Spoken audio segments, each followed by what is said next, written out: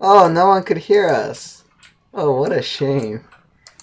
Because the mic was set to monitor only. Oh well. No, not the mic. Is OBS even capturing the right sound device this time? Oh, it is. It is capturing desktop audio properly. There's actually also notable latency. Oh, no one could hear us. Oh dear, oh dear. Okay, wait, oh, unmute, mute the stream.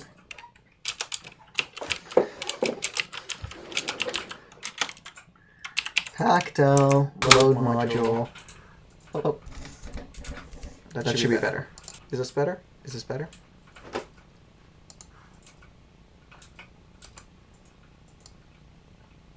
Is this better? How's this? Okay, yeah, that's pretty good. It doesn't have that same noise reduction, but that's fine. That's fine. We can look at that.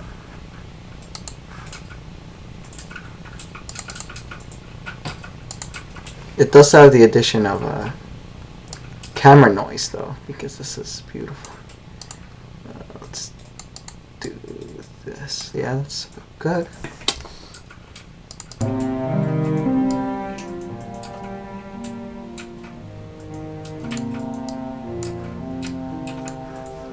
Okay.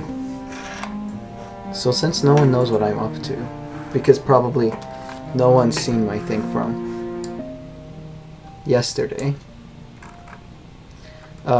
this is an ESP8266. I'm doing stuff with it, like trying to get it to connect to a web server, and then we're going to pull some data from there, is the plan. Provided stuff works. This whole setup is literally to upload to the ESP.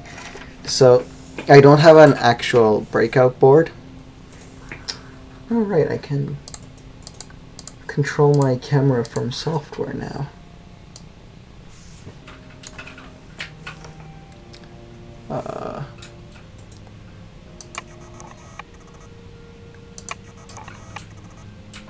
Okay, fine.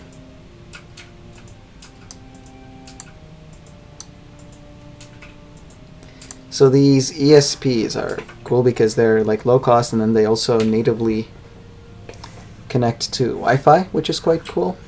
They're the Arduino, but better. No, I wouldn't say they're better than an Arduino by any means, but There's the Arduino, but harder? well, they're not meant to be used as an Arduino. Like, you can use these directly over serial with AT commands, which is what I did last year. This time I'm using this directly as the Arduino, so I'm trying to eliminate any other secondary microcontrollers. So to program these, normally what you would do if you is or it's very common to use something like a Mega or an Arduino Uno, and then get it to pass through the serial data to the ATtiny, which is what I did last time. Where is the Mega? Here it is. So you take something like this, short the reset pin to ground, so the Arduino is always in reset mode of sorts. And then you can directly use an Arduino, and this way you don't need like any separate programmers. You just do the exact same thing you would if you had an Arduino. Yeah, I'm gonna put the light here so we don't get shadows.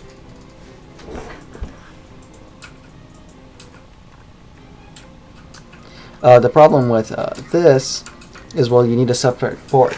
But what I have is I have this FTDI breakout board. These are fairly common. This is basically just something to... Okay, this auto export, manual export, there we go. This is also, these are very commonly used or programmed to something like the Arduino Pro Mini or like Pro Micros. No, the Pro Micros, yeah, the Pro Minis, they just have the couple holes for these pins.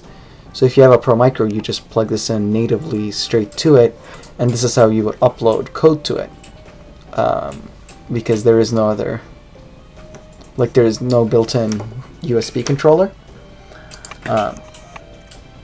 But because this is basically a USB to serial, it's also good for stuff like this. Just watch out that the pins are the right way. So I plug this in this way with ground coming here. And I'll show the pinouts on screen now. Here.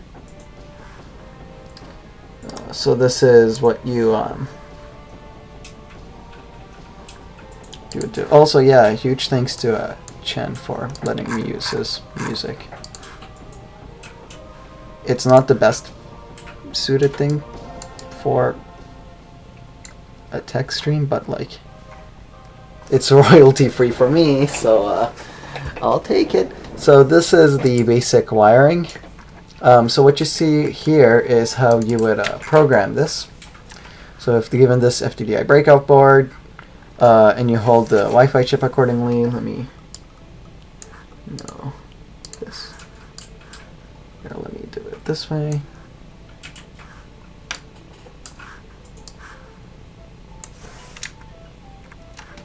Okay, so given the FTDI breakout, you can just attach that to this. I just permanently attach these wires so that I can use it as a breakout, but just connect it in a sensible way, as you see here. Do note that like this is not a plausible substitution because like you can't just hijack a second pin to this wire, so it is much easier to do with a breadboard. What you can also do is the FTDIs do have like pins on the side, so you could alternatively use those.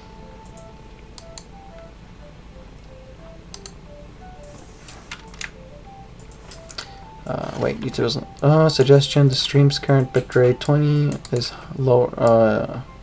They recommend that you use a stream bitrate of 4,500 kilobits per second. Too bad, YouTube. If I have the upload bandwidth, I might as well stream at a higher bitrate. So you would just connect it using the breadboard. The main, and then this is the how like, so the ESP82, this is the ES01 variety. There are many versions of these. There are ones that are basically impossible to solder.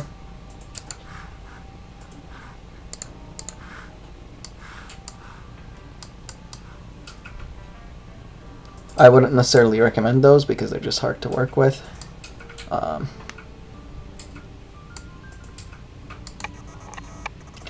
Yeah, this is called the ES01 with the 8 pins. How these work is, well, if you're going to use this as an Arduino, you're left with only 2 GPIO pins, which is why SPI or like I2C is very common and a popular way to be able to get more pins out of these. So there are so like if you want to use it as a normal GPIO, you could use something like a shift register to get more pins out of it. Or there are smarter chips that you go on the I2C bus and will give you 8 or 16 more I/O pins. For example, I have one by Microchip as well that just takes up 2 I2C addresses, 8 bits per 1 byte per address, and then it gives you 16 GPIO ports. So that is an option as well. So the 2 GPIO pins, for example, if you the way I have this set up here, this would be connected to GPIO 2, and then you can use it as like the Blink demo. Now the thing that needs to change is this wire that I have in purple. It is this pin right, oh you guys can't see that. It is this pin right here. And in this picture it is this pin. Notice how in programming mode this gets connected to ground, and when you're using it this gets connected to 5 volts. So to switch that, I have a jumper. You can move it from ground to 5 volts. So just to maybe start simple.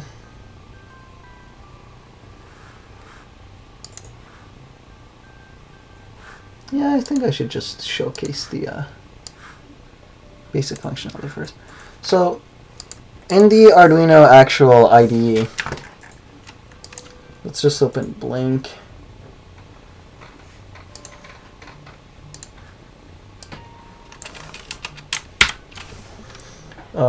Change this to pin 2 to 2 because like that's how we're going to be using it.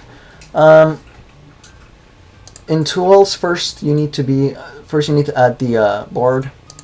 So if you go to preferences, this is the package so that you can get the ESP8266 boards. And if I come over here, notice how there's a bunch of modes. You can use the generic one.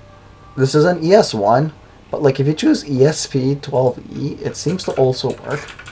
It's just that I was programming in Node MCU earlier and I never changed it, and it still worked.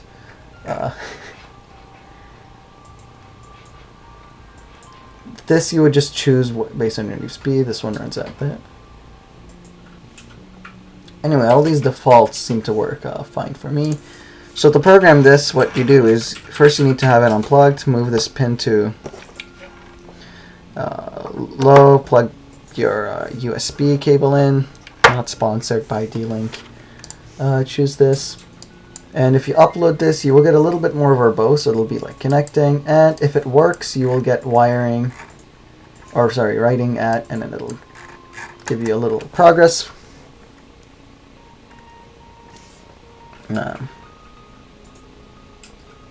It's a lot slower than a normal program. And then it will say it is hard resetting via the reset pin. Now at this point, unplug, take this wire, bring it to 5 volts, and then plug it back in, and then we should get the blink. Ta-da! How delayed is the stream? 40 seconds? I don't actually know. It's delayed by a little margin though. So as you can see, the LED is now blinking.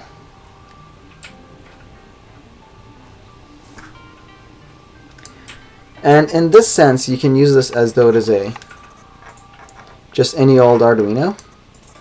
It's quite similar to what you would do otherwise, except you're just limited by 2 GPIO pins. And you have this weird programming procedure because it's not automatic. Yeah.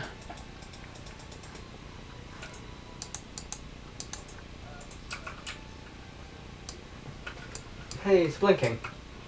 Oh dear. Oh no, do not auto white balance. 5200 Kelvin LEDs. Thank you. So there we go. So that is just the essential of how you can. Oh, that's interesting. This is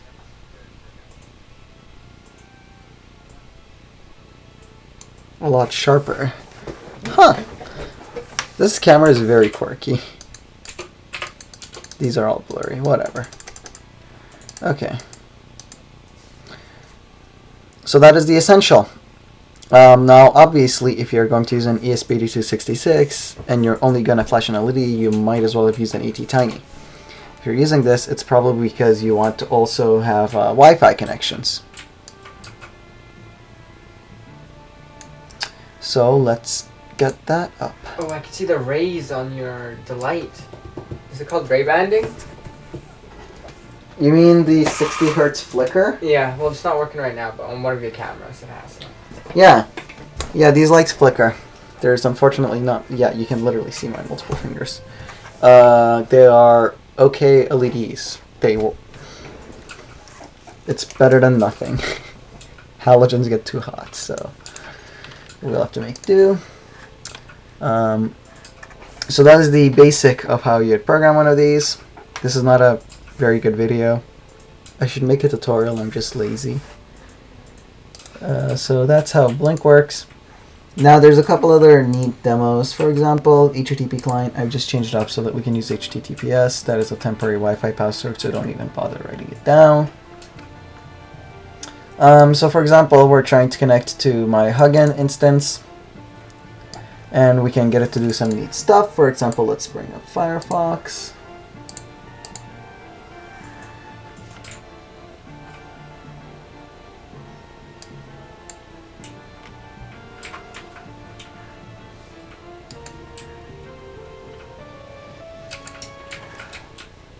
No, not GitHub. There we go. So for example, I have just built this little testing imaging. If you go here, it should give you the live count of the coronavirus cases by scraping it from the canada.ca/coronavirus page.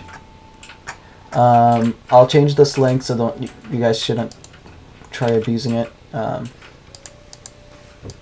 There's a couple other things here. Yeah, I have a lot of stuff set up on Huggin. That's not the point of this video, though.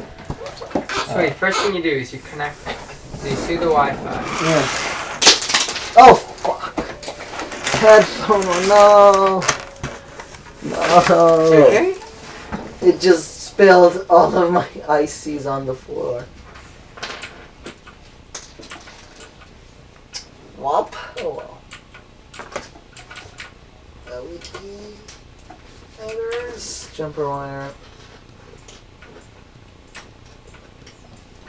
This is when we start to hear the amazing noise floor that this camera has. Yeah, what were you saying? So here, what there is so is this the Wi? So you're connecting to Wi-Fi. That's the first thing that you're doing, right? No, that's actually happening here. So what is this do? That's okay. So this line is creating the object ESP8266 Wi-Fi multi. These are just libraries. So it's creating the what? The actual Wi-Fi connection happens here. So first we set the Wi-Fi mode to Wi-Fi STA. Oh, these can work in. So you're declaring a variable. So yeah. The variable type is ESP8266 Wi-Fi multi. No, that's an object. That's. Yeah, it's an object. Yeah. So it's the same thing. All variables are technically objects. Yeah, I guess it is a variable, but like you mostly use the functions for it. You don't set this equal to like 1, 2, 3. Like you wouldn't do that. Okay. So here the 8266 has two main you can use it in normal client mode where it'll connect to Wi-Fi. So add APT, what does that do? Or add AP? It adds an access point. So why is that important? That's how it connects to Wi-Fi. Oh. So as I was just saying, you can use this as a client, so it'll connect to a Wi-Fi network. Oh, or you can also use this as the access point itself, so you can connect your phone and your laptop or whatever to this. Okay. Oh, you can also do a very neat thing where you use this as a de-authenticator, so it'll basically kick everyone off the Wi-Fi network that's in range. So then you do Wi-Fi multi.run equals WL connected equals. So if it's equal to that, what is WL connected? You're making me is that if that is connected to Wi-Fi, essentially, is what I'm getting. You're saying this is probably just like an enum, so it's actually just an integer. It's returning an integer, and then this is probably just a hard-coded thing. Actually, so. Can I? And then you're changing your client. Oh, is that a pointer? Client pointing to set fingerprint. Which line? Your line numbers aren't on this. This one. It's this one. What is that? STD : Oh, yeah, so this is client, and an arrow means this is probably in the heap, so it's probably in RAM. Like, it's in RAM, but it's in the heap. So is that a pointer? It is not a... You're scrolling, Tony. Don't scroll. It's dereference. Okay, so we have something called... So if this was on the stack, right? If I had, like, class A or something, and then, like, I have a class student. I'm just going to do this outside here. This is C, probably. Actually, STD : tells me that there's some C++ stuff, probably. Anyway, let's go here. Let's add a struct student, right, or something. Okay. This is not how you would actually do a struct. This is just an example. You would go like name. You would actually go string name, which is just literally an array. Oh, wait, is string capital? Okay, fine. And then you might have like an int ID or something, right? So if I do this, if I go var or like student Tony, right? And then I can do Tony.name equals Tony or something. Okay. Right? This Yeah. would be how it is if it's on the stack. Okay. If this was on the heap, I don't know what does the meaning to be on the heap? heap means you're in charge of the RAM. Stack means it'll get created and deleted like by the GOC. Oh, I know you dropped that. If it's on the heap, I need to allocate RAM to it, and I need to deallocate it. So if in C++, I could go student Tony equals new, and in the new keyword would tell it, oh, I want this on the heap. And then this would be, you could just go like student, I will do it based on the size of student. If this is in C, then I'd have to go malloc. Wait, what did you have before? Student Tony? Yeah. So I need to Wait, what did you have before, though? Like, before you tried doing on the heap. So that's the heap. I did this. Okay. So that just declares it. And then the rest, okay, it's dynamic after that. It's not dynamic. There's no garbage collection. But, like, it will get cleaned up. You don't worry about it. So what is the set fingerprint doing? So it's, what, doing a handshake with the Wi-Fi? I have no freaking clue. Probably. And then sorry. I stomped on your thing. HTTP client, HTTPS, is that your website? Yeah, so we're doing HTTPS. I was doing HTTP at first, and then I realized that my site doesn't work on HTTP because I automatically redirect everyone to HTTPS. So it just gets a 403 redirect, or yeah. Okay, and then serial print. Or sorry, 301. HTTPS begin. So it goes there. Web request testing.json. Yeah, so this does a get request. Get request opposed to a post request. Do you know what the difference is? What's a post request? So a get request is when, if this was like a PHP file or something, all of the parameters I would put into the URL, like and question mark, like ID equals blah blah blah and name equals blah blah blah. It's just one request. Post means that you send additional information over other multiple requests. So you can do like a form. If it was a form, I would be making like an... Oh, because then you can communicate with it. So you can send more information to it, or receive more information. No, not receive. You need a WebSocket to do that. Oh. But you could send more. Yes. To receive, you have to do a WebSocket connection to the server. Or it would have to like refresh your page. Wait, so does post not give you back any information? I'm assuming get gives you back information. I mean, Post gives you back information. Every HTTP request gives you back a status code and then like an actual body, right? For example, if I do curl, and then I take this link that I'm trying to open, right? I get this. What's the thing to have it just show everything?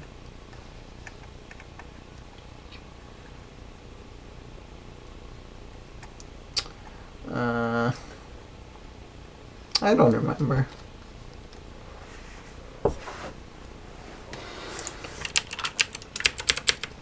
Do you think just making it verbose will work? No problem. There you go. So connected to the IP address, port 443, successfully set the certificates, handshake, whatever. Server certificate. Oh, I'm still reading that. Okay, I see how it works. Did you ever have a fail or an unable to connect? Yes. Unable to connect means that the Wi-Fi never connected, whereas failed means you got an HTTP code that's like not a 200. 200 codes means success. 300 means redirect. So moved permanently would be like either a 301 or a 302. One of them is moved permanently. One of them is moved temporarily. So you were showing me something with a... Okay. So you were showing me something with So this is actually how it works. So for example, when I did this, I get back an HTTP 200. That means that the connection was successful. Oh! Here are the other parameters that the server has returned, and then here is the body. So this is what your server gave. Oh wait, the server updated. It's no longer coronavirus. Oh frick. Oh frick. Line 4, column 16. 1, 2, 3, 4. Oh, I see exactly why it's failing. Okay. I understand. You've gotten me up to date. You have been jumping way too fast. You didn't listen to any of the explanations properly, but that's it. What do you mean? Like, you have, but, like, I don't have very good answers for some of it. For example, this struct, right? We said this. In C... I don't actually remember. I don't... If you do a malloc, so first, I can't actually malloc. So malloc will allocate n bytes of RAM. But it will give me back a pointer. So if I say I wanted to store an integer in the heap because I don't know, wanted to like make an array or something. Okay. So I would actually go int star. This will make it a pointer, or sorry, like technically it's int star a equals malloc, and then I need 4 bytes for an integer, for example. This would be way easier to do in like an actual C interpreter and not on a microcontroller. Is this, by the way, is this more efficient with the memory usage, or is it normally less It efficient? allocates exactly the same amount as the stack would. C does not do like the Python nonsense. What it gets, it doesn't. If like an int here is 4 bytes, an int there will be 4 bytes. So then a heap isn't necessarily better than a stack. It's, yeah, you need to know how to work with both. But like I try to use the stack as much as possible, because if I do this and this program ends, what happens to that 4 bytes? It's gone forever? Until you restart, yes. Until you restart the... Because it will mark it as used. Oh yeah, until you restart the laptop. Or computer. I mean, operating systems are a little bit more clever, but for the sake of this, it will definitely be until you restart. So how would I do that? Well, then I need to go free A. And that would then free it. Okay. I see.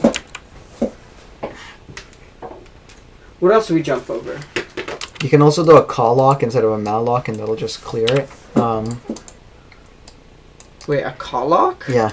For example, say I wanted to do an array, right? C doesn't like, and arrays in C are actually just, say I'm going to store 3 items, I would just allocate 12 bytes. And then I can actually do this. This is perfectly valid.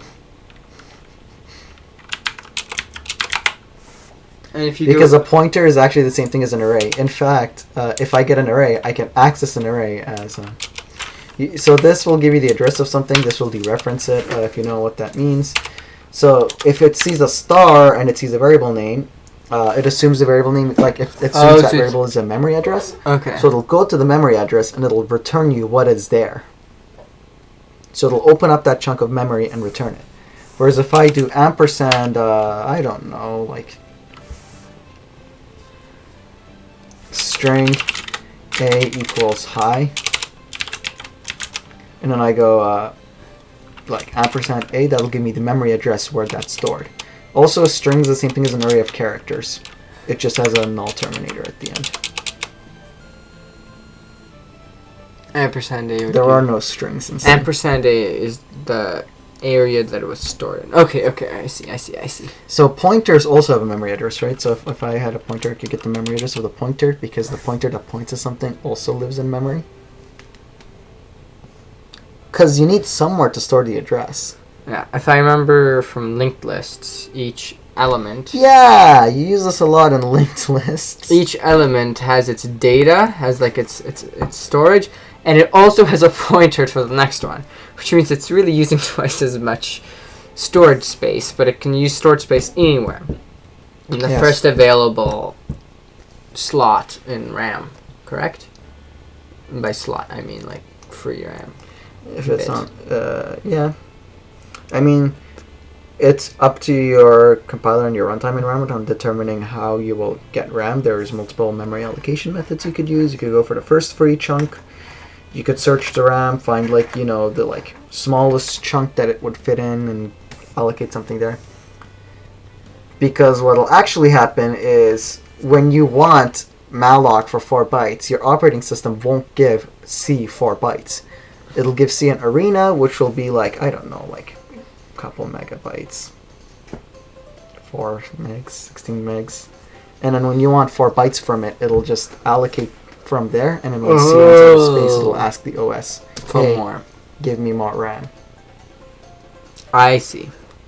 I keep saying I see. I squared see. And I need to fix Huggin now because I broke it. Good luck. I'll be watching your stream.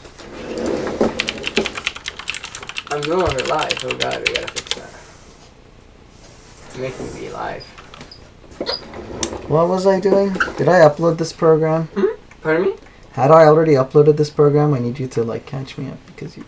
I think you've already uploaded this program? I don't know. Is the LED blinking? If the LED is blinking, that means I didn't. Okay, I did. Serial monitor, clear. Okay, unplug, and then like we just wait, and then let's plug this back in. This is very jank. It doesn't connect half the time.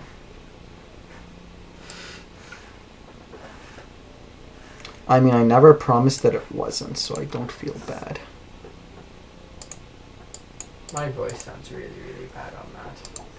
Everyone's voice sounds bad because, look, it keeps, notice how when I do this it is distorting because we are reaching the maximum volume. So I'll figure it out in 40 seconds. The dynamic range is, like, I have to have it be this loud, otherwise you can't hear me from, like, all the background noise on this camera. And, like, God forbid I have the focus set. You hear that?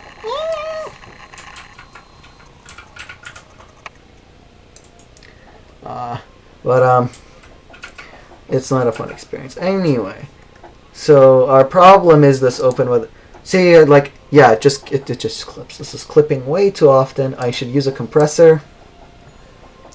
Funny thing is, OBS has a compressor, but that means I need to use the OBS mic input, and instead I'm just using my system audio input because I want to use the Pactel loopback module so I can hear myself and have it not interfere with OBS desktop audio. So our issue here is that this is not being put into quotes. So we need to do this. So we put a quote before the first one, a quote before the last, after the last one, and then separate them all like this. Save. And then let's trigger a reload on the OpenWeather JSON parse. Run. Oh geez, that's going to create 40 events. Oh dear. Okay, whatever. And then when this gets it, we'll just rerun it. It's because quotes are missing here. So the intention is that we read this with an Arduino, and then we look at... So this is the weather. I want to have it up with the weather and, like, just for the fun of it, like coronavirus statistics. I mean, the weather is probably good. Oh, it is still flashing, so we didn't upload. Okay, let's put this in programming mode, unplug.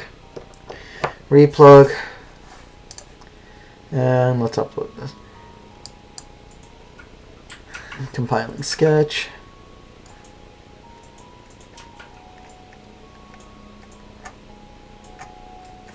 Yeah, I apologize. I wasn't very good at explaining the heap versus the stack, and then like what half those functions do. It's because the last time I took a C course was over a year ago. The last time I took C++ was 3 months ago. And the last time I actually didn't use a library in Arduino was a while ago when I actually, you know, tried to do this by hand. So you're saying you're kind of rusty? Not kind of. I am very rusty in this. I need to get an actual audio capture device here. So I can use my good microphone again and not this glitchy camera mic. That would be good. Okay, anyway, let's come here. Let's just give a run here. Okay, so now that this is uploaded, unplug, change the pin back. Plug it in, and we really want to see what's on the serial console. If we do this right, it should count down, and then try connecting to the Wi-Fi network. I don't actually know if that Wi-Fi password is oh jeez, what does this mean?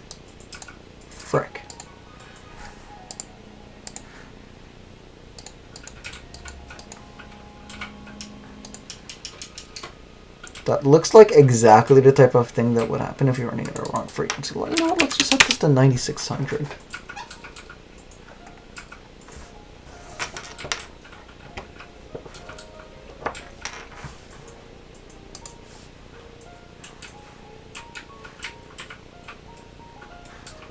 The board does not appear to be connected. Fascinating.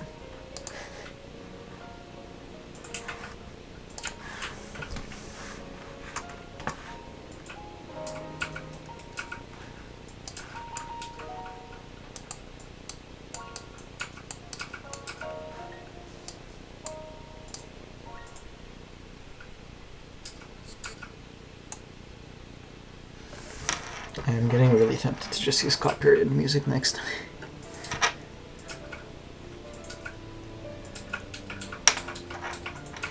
Okay, resetting. There we go.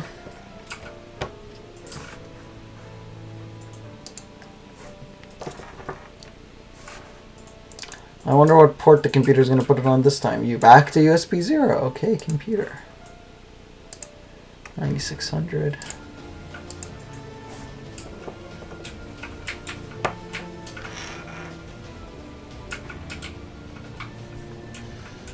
Connection refused. Wait 10 seconds before next round. Error. Connection refused. Uh-oh. That's not good, Tony.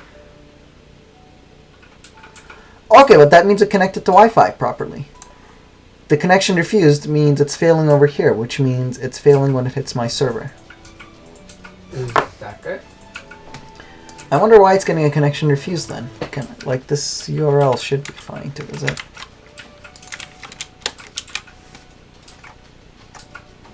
Oh yes, and our JSON is fixed here. JSON, whatever. Probably JSON. Or JSON. JavaScript object notation.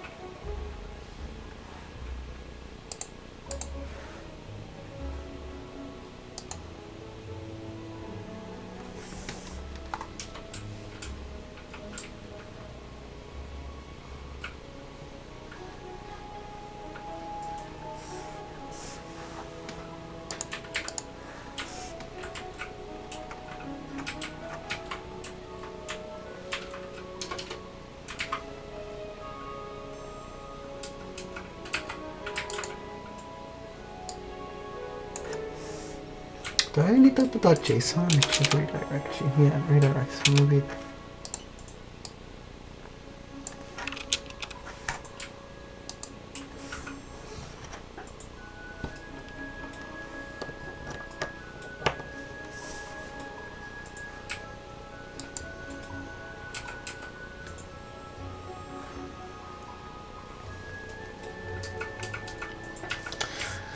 Okay, so we're writing to it.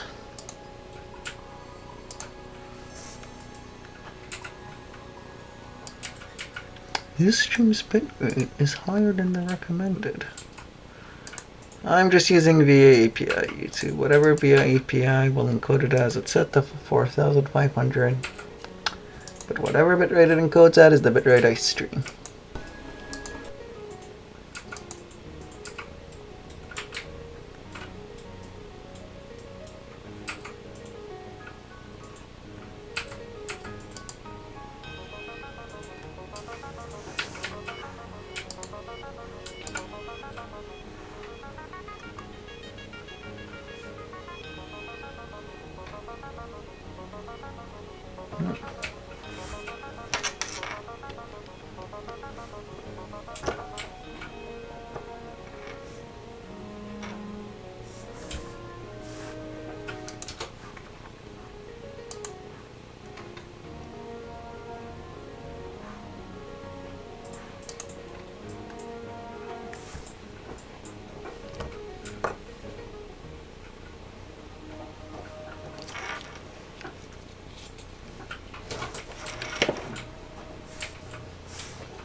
Still getting a connection refused.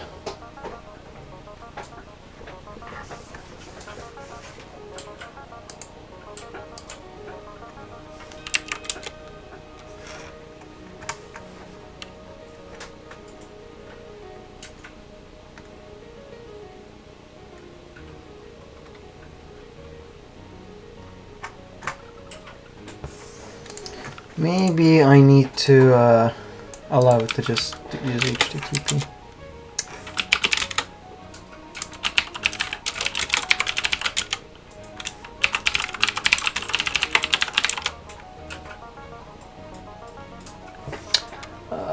Again, yeah, let's...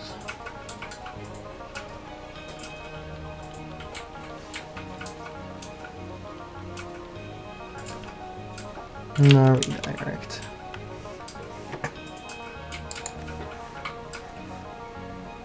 So now we should be able to go HTTP.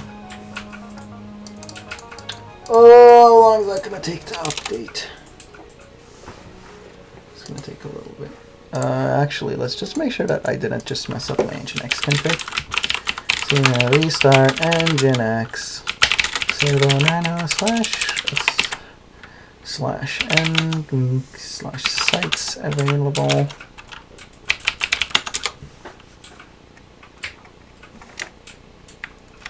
Make sure nothing here looks awfully off.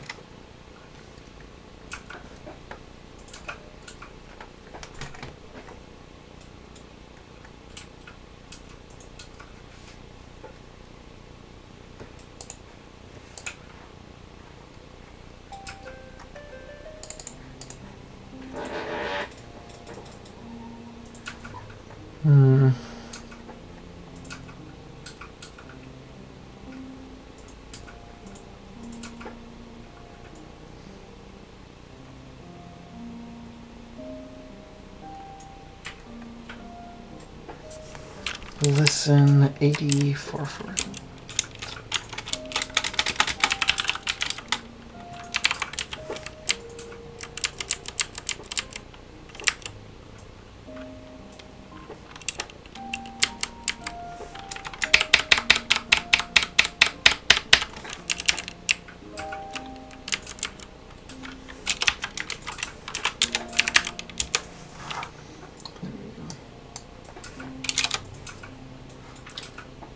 Oh, do I have HTTP server? Oh, it's disabled.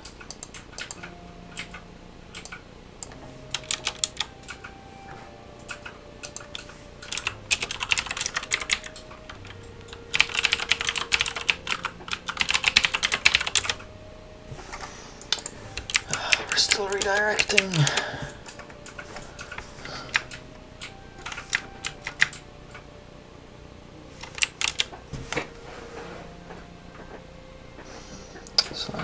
Again, okay. Proxies, yeah, okay, so we have listen 80 set as well. So hopefully that will let us just use HTTP.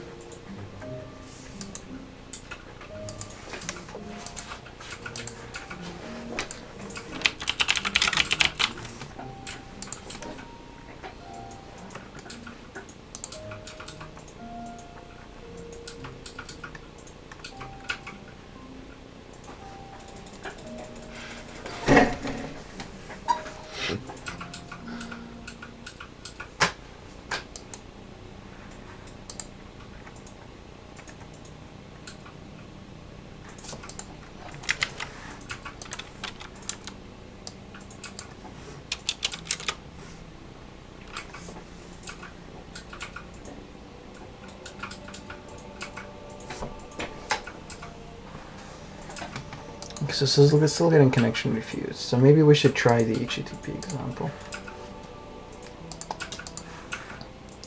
That might be worthwhile, and hope it doesn't just force redirect everyone. To be fair, that is something I set up just to be on the more secure side. Force all connections to HTTPS. I mean, I also don't support TLS like 1 and 1.1. So maybe that is the issue.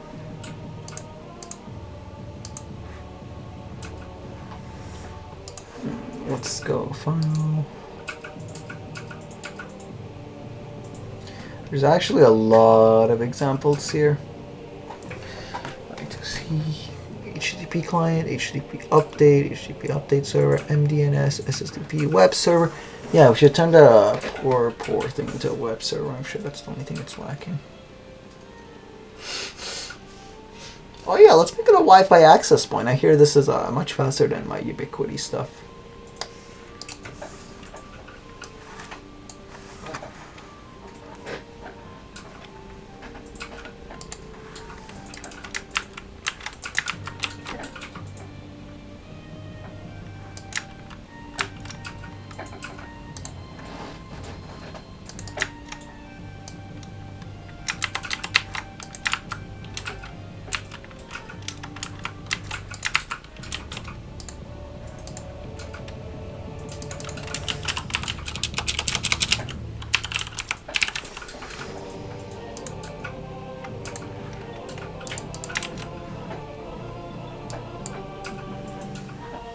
Okay.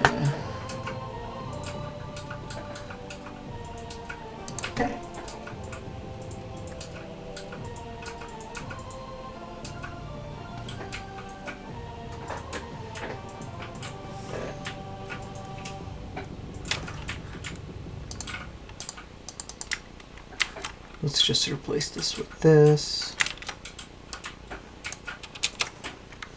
And see if we get anything this time around.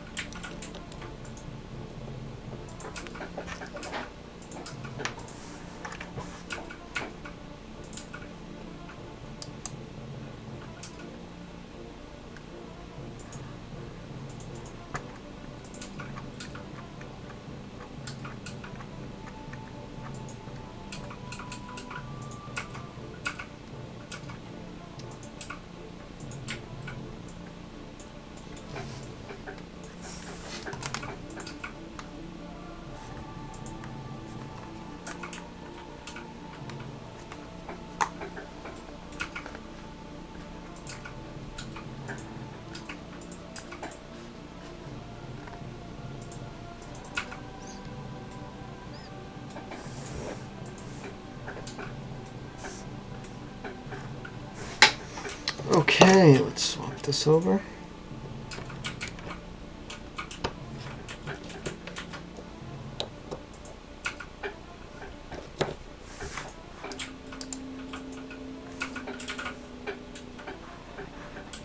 Alright, it's back up to the high baud rate. Oops.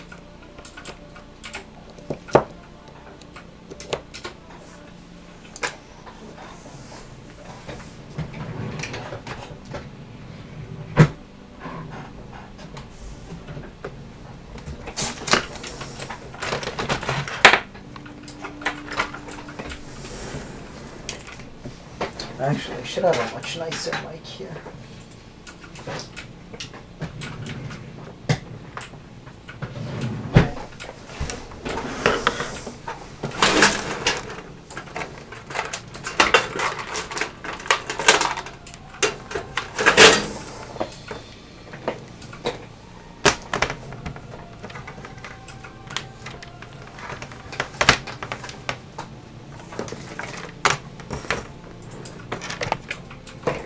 I'm going to put this little webcam out of its misery.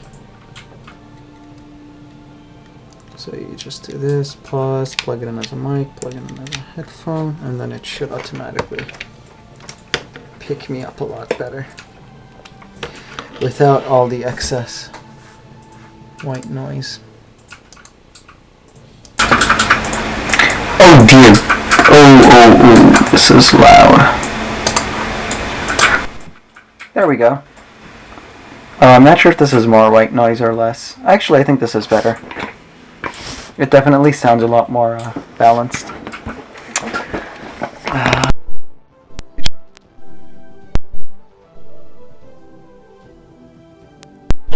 Okay, there we go. I'm not sure. I probably should have this one not at a too high volume. Because this is outputting line level, but the computer wants mic level. I mean, ideally I should compress the signal either way, but I don't, so we'll have to make do with this. Okay. Oh, I mean, it's still gonna clip if I do this. Except that at least the actual device has compression. I mean, I can change this to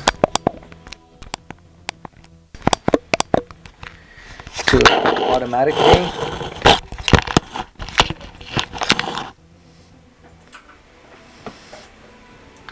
And I mean, it will increase the white noise, but hopefully it'll keep me at roughly the same volume throughout. That would be excellent. It might just raise the gain up too high though, so we'll see how that goes. I can change it later. This I think we've uploaded. Whatever, just chuck it again. Yeah, no, I'm definitely need this back on. Set a max gain on it.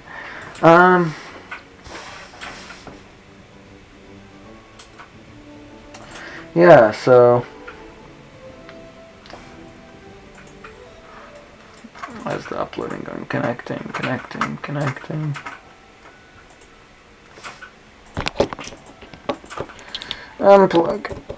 Plug it back in.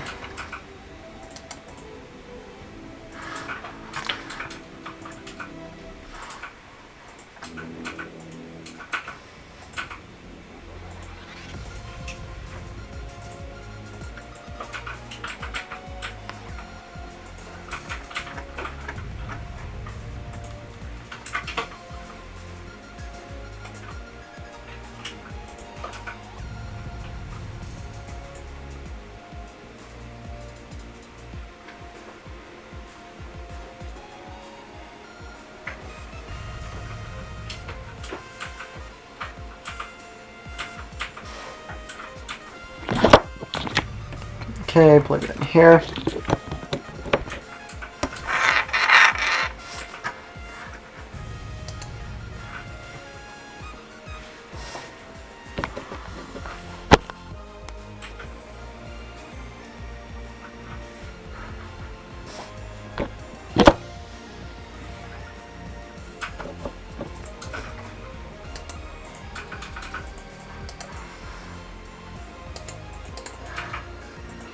Yes!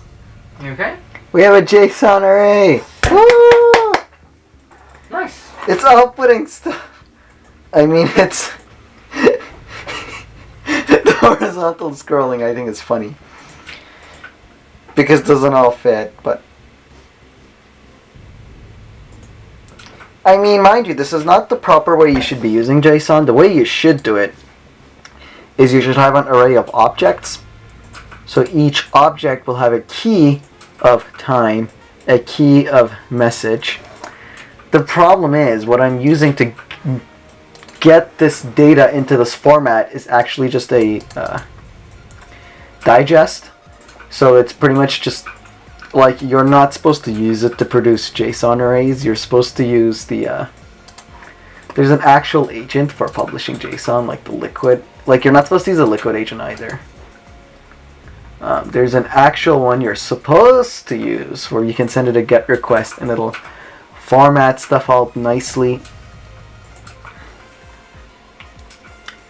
But as someone who's just like a fan of the hack together method, I know, boy, do you employ it. I mean, the problem with this is it's going to end up making separate links for weather in the GTA and like for the COVID updates, for example. Oh, that's not. Is that I mean, originally I wanted to have everything just on one stream, so I wouldn't ever have to update the code on the ESP, and I could just update the stream that it's going to. That's why I tried to make it a title and a message, where title is what will appear on the yellow part of the screen, and message is what will appear on the blue part. Now we need to figure out how this is actually outputting.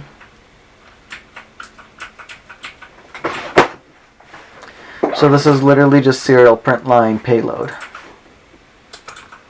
So this payload is what we want then.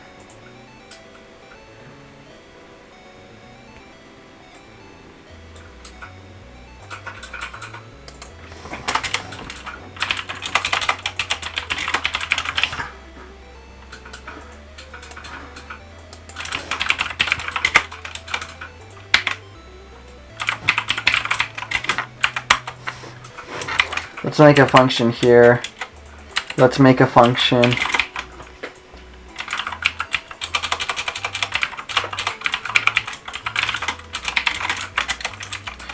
And then just give this the payload.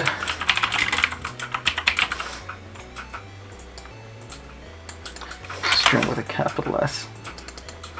No, wait.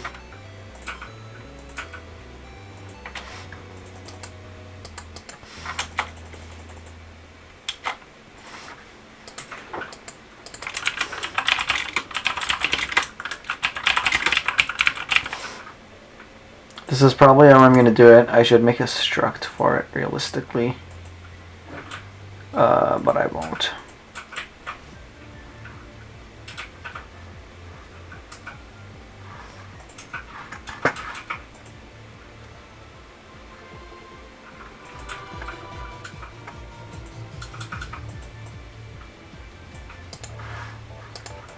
Okay. So let's figure out how Arduino's JSON library works. We can unplug this for the time being. Examples. Oh look, JSON arrays. How convenient.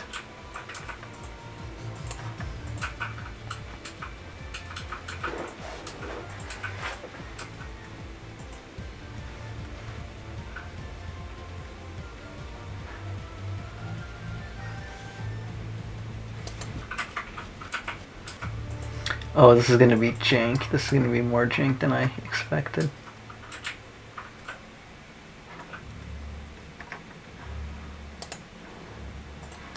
Okay, so what we actually have is an object called output.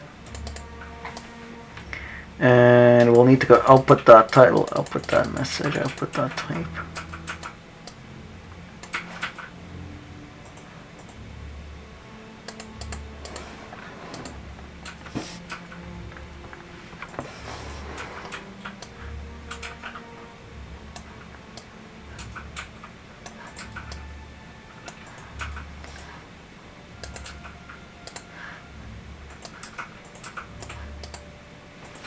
Okay.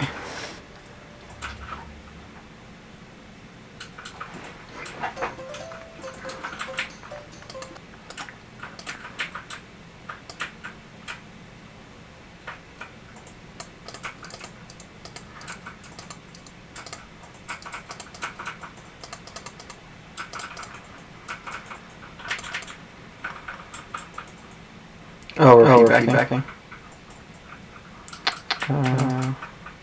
Okay.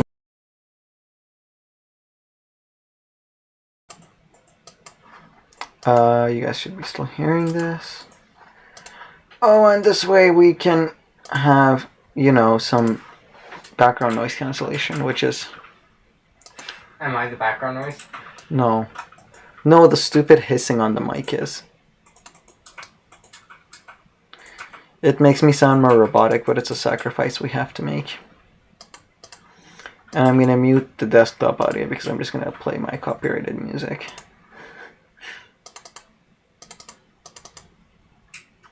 I need more than 10 songs to entertain me.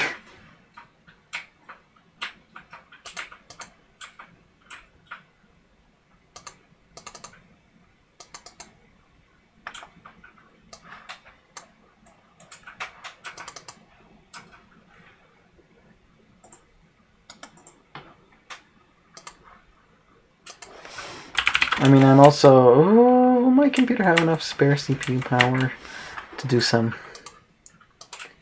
file conversion. We'll see.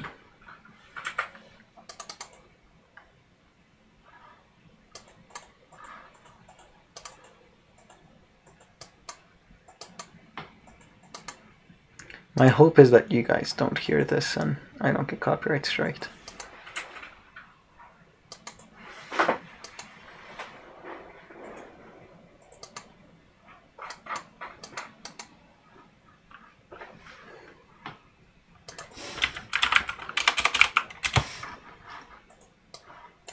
And I think we're doing fine.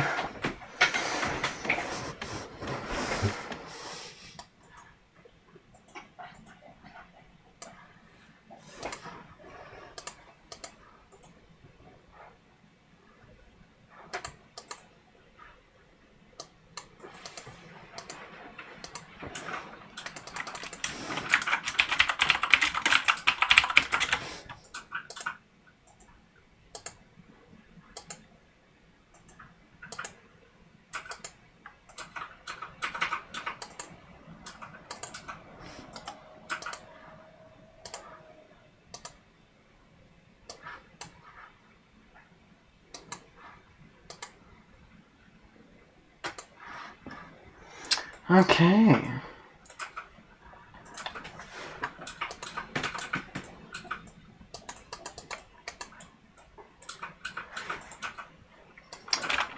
The safety check is probably something useful.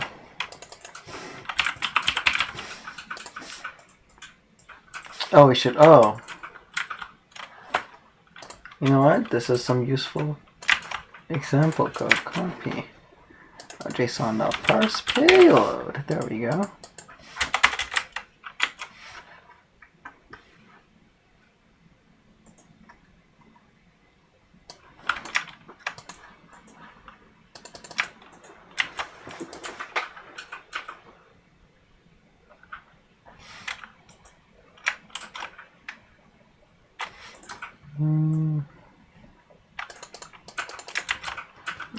I'm just going to copy the serial stuff. Just this. Examples. Okay, check if object contains an entry for a key. So in our case, output is our object.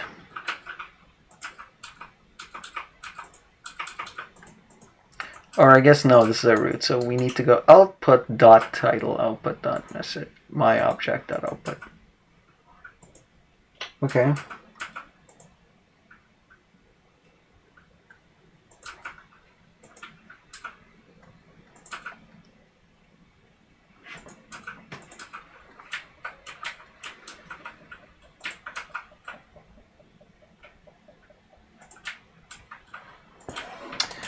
So let's go if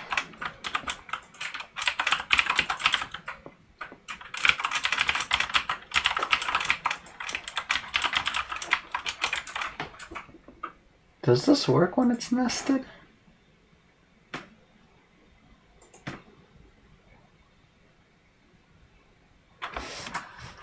Maybe I can update this plugin that I'm doing here.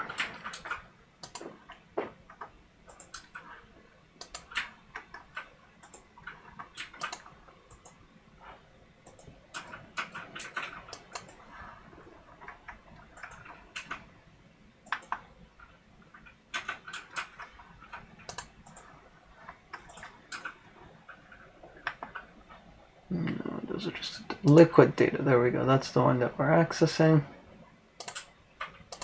Edit. You know what? We don't even need this fluff.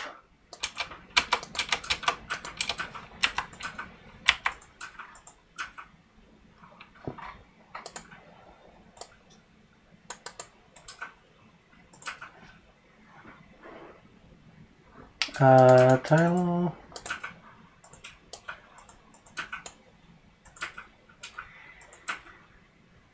Actually, I think we need just the first opening and then the closing.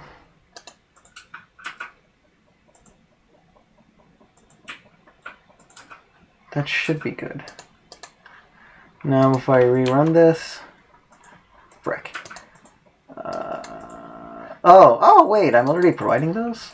Interesting. Okay, so I don't need them at all. Cool. I mean, what I should be using is I should be using the another type of agent that isn't this, but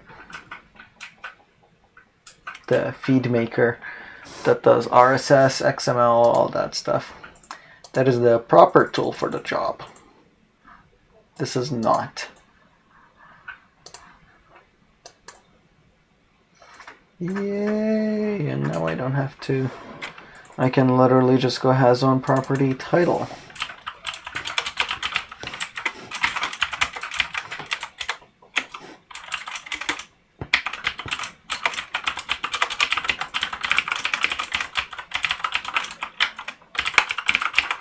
And in fact, I can even make this more specific. For example, like let's read the type first.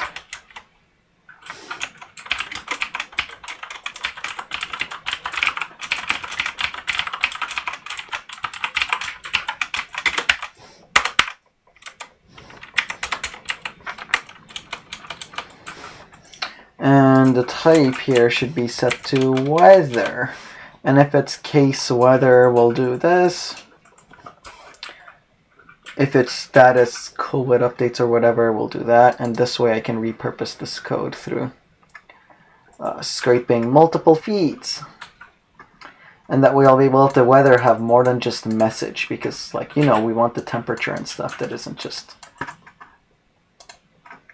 clear sky or moderate rain. That doesn't help us a lot.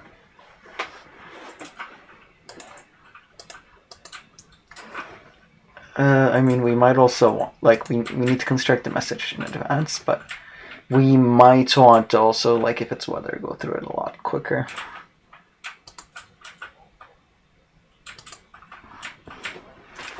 That's stuff that's less to be determined.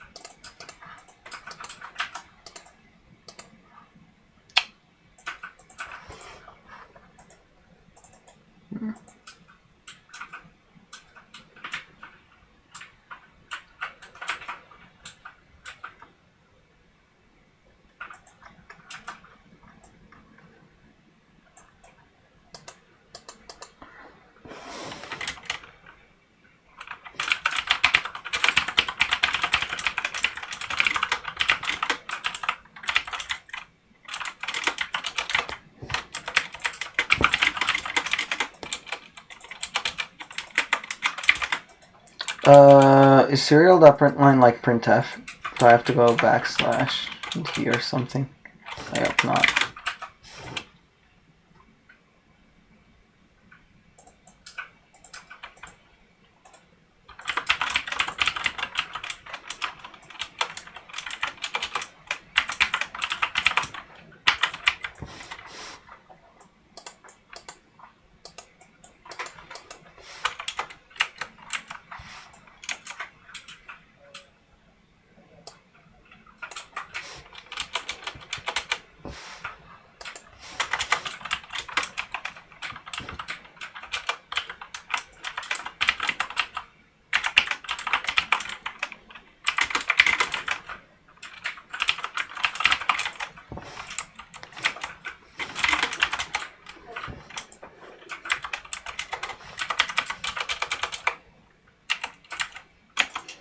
And here we can have some fun.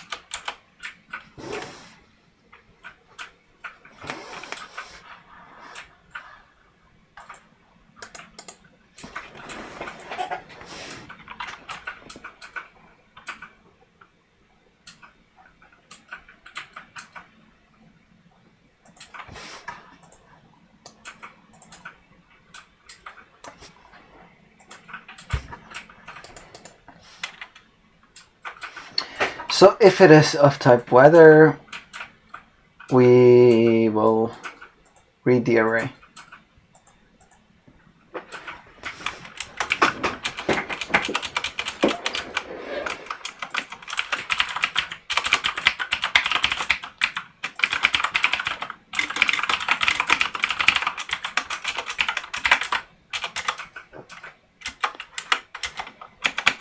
Why doesn't this automate that?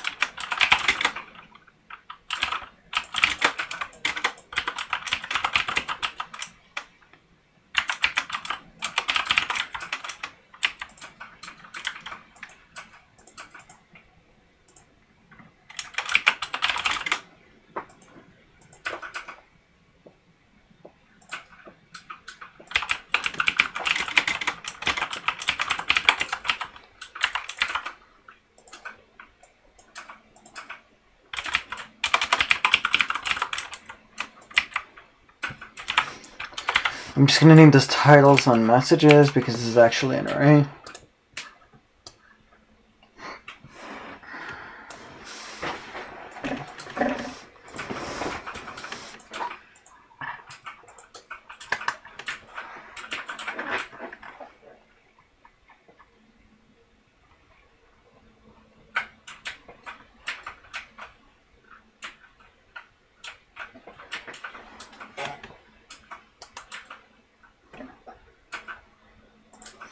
Do you think I need to reparse this?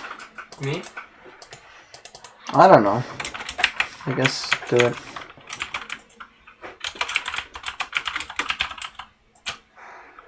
One line it.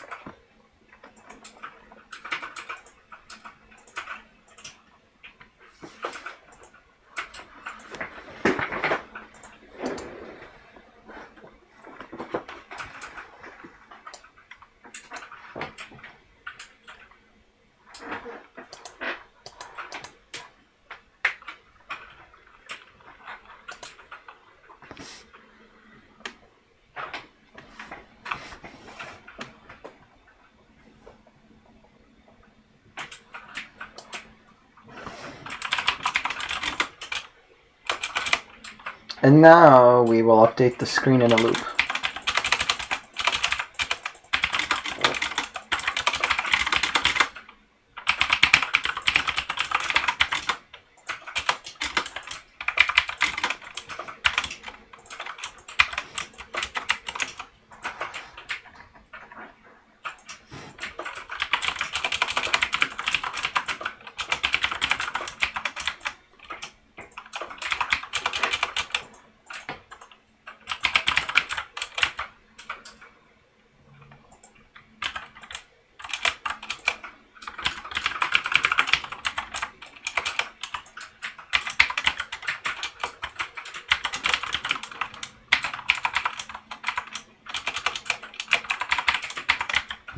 Maybe wait like 2 seconds.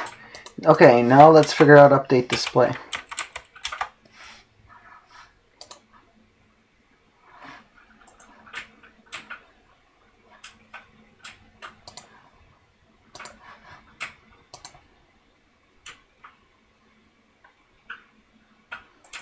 And we figured out that, for example, we can do the OLED like this.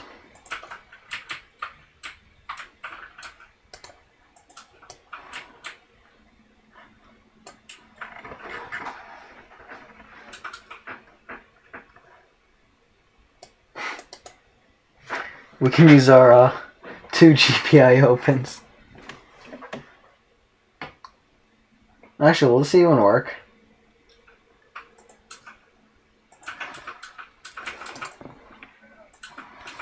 Let me look up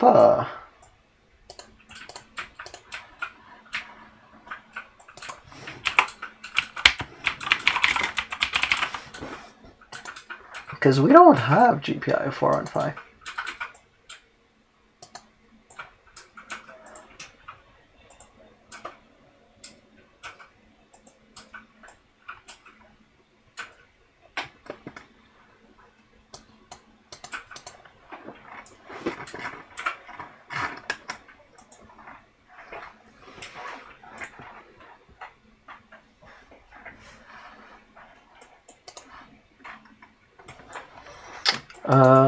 This might be an issue.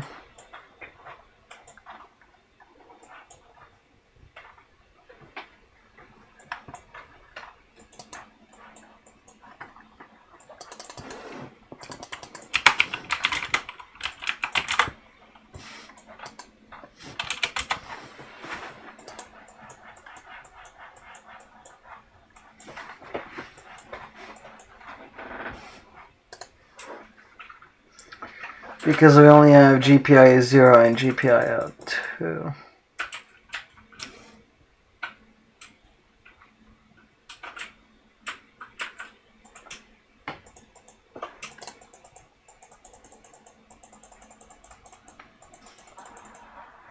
So this does not look very good for my plan to use an I2C display. You mean I2C? Yeah.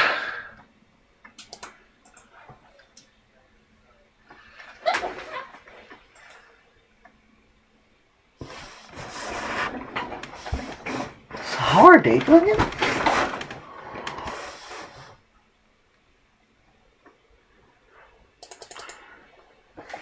Is the best trick to get extra inputs into the ESP8266. Hold on, pause this.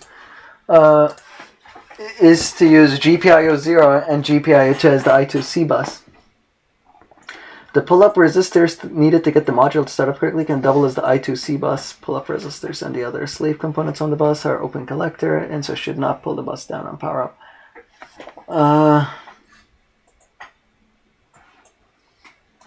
You can avoid this by using TX and RX for the I2C bus. No, because I'm using those for serial.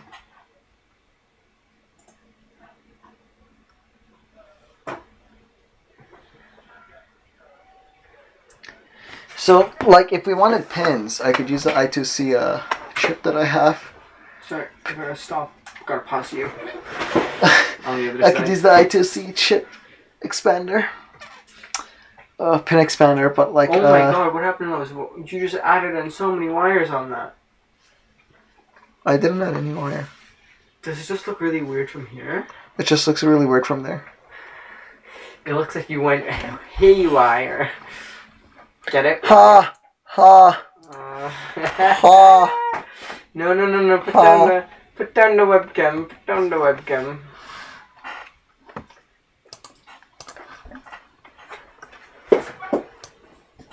Ha! Now that we have actual brightness. Stop. Look, really. I'm camera shy, you know this. But you're not microphone shy. No, of course not.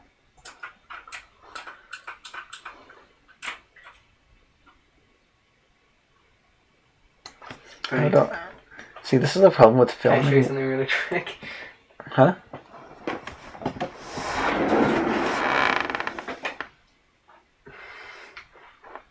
Oh my god. I've killed 3 trees. I've killed 1 person. Wait, do you have to restart the game? No, it's fine. Oh my god. I gotta pick up all my stuff.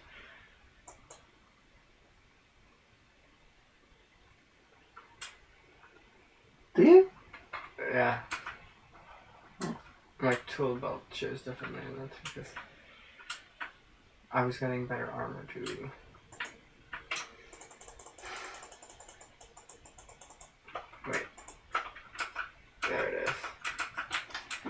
going. I've done once now. Okay, let's Achievement go. for that? Oh yeah, there was an achievement for that. I got an achievement. Okay, how can we emulate the wire? Oh wait, this API doesn't even use wire directly?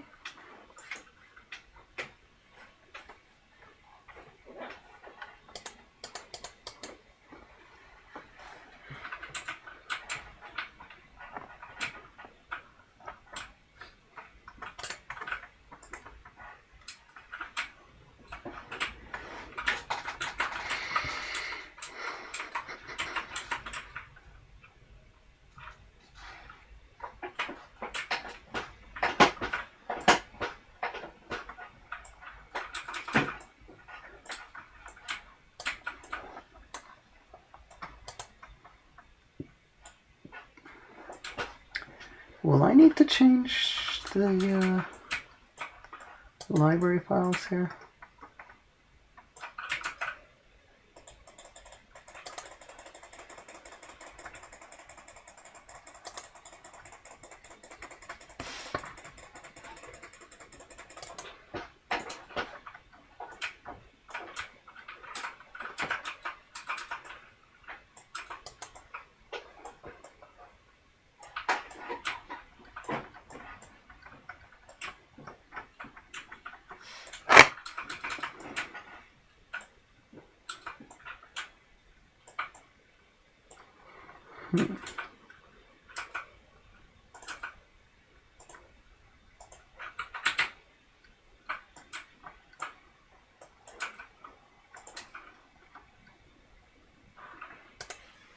Will I have better luck with the liquid crystal I2C stuff, I wonder?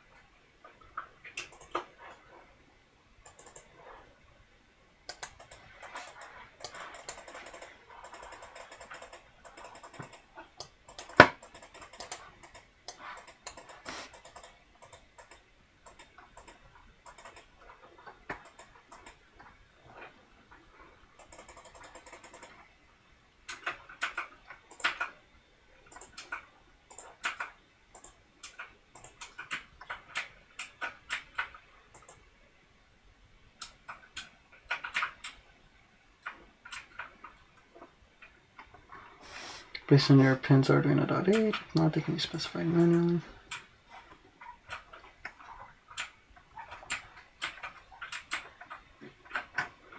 Okay, so maybe we need to take a break from this and figure this out.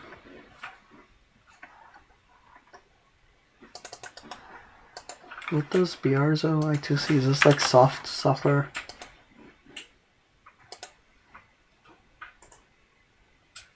Is in fast I2C written in assembly? Oh my god.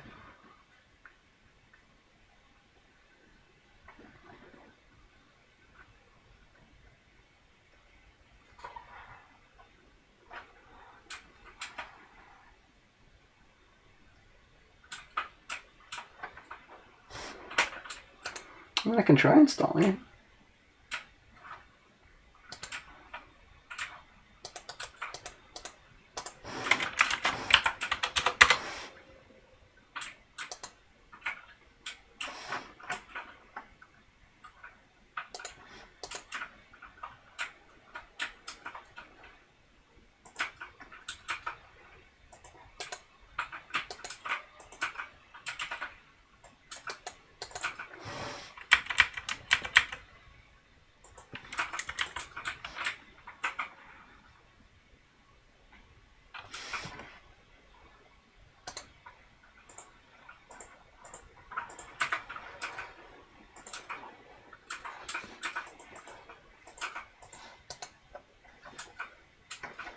Let's give this a try.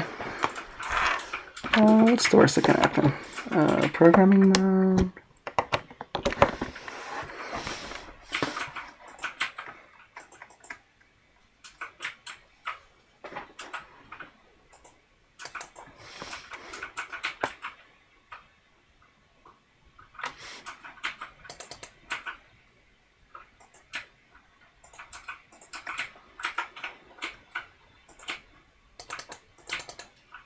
No, serial 9600.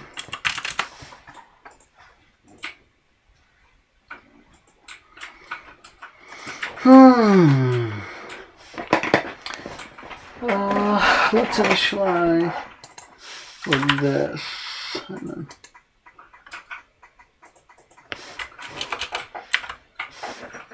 and we're using pins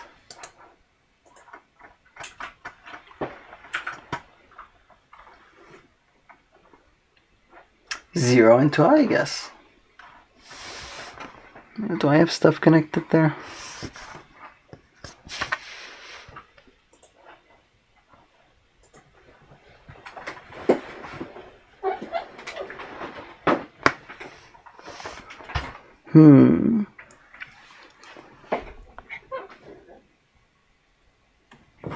Interesting.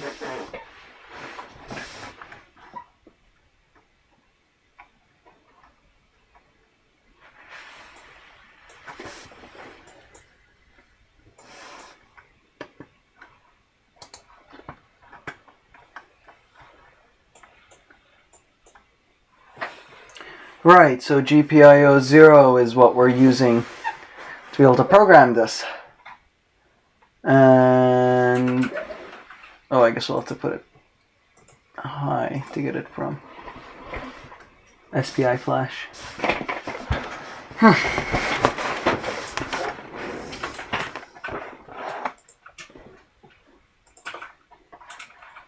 I mean, it's not going to stop me from trying.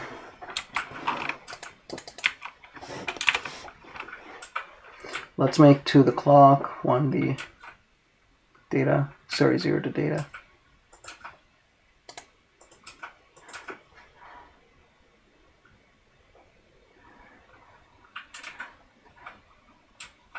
Right, this is the program via UART.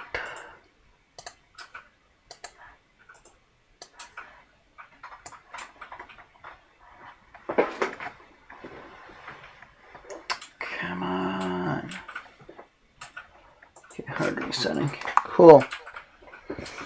Let's grab my display. Where's my display? Not the touch screen. Let's use the OLED. Grab a couple wires. Let's make orange data, yellow clock. So this yellow will connect to that yellow. This will connect to the purple. Okay.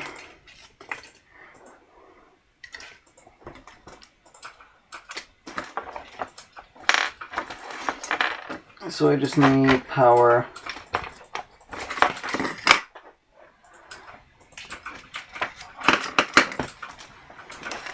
This will do.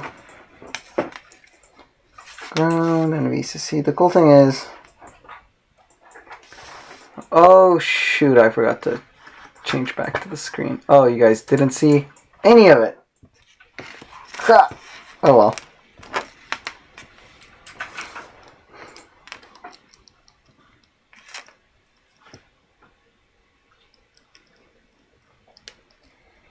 Okay. I better not hum a copyrighted song.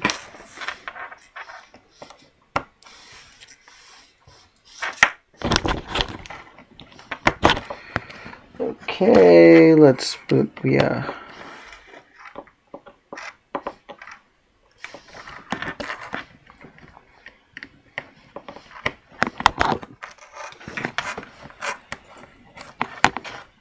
this LED we no longer want, just connect it to 3 volts or something. So I did yellow to yellow, orange to purple, Now we want the camera again.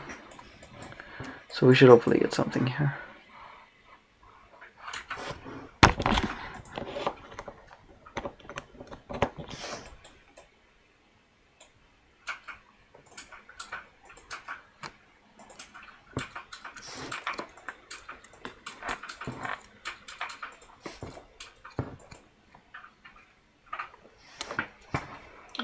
Serial.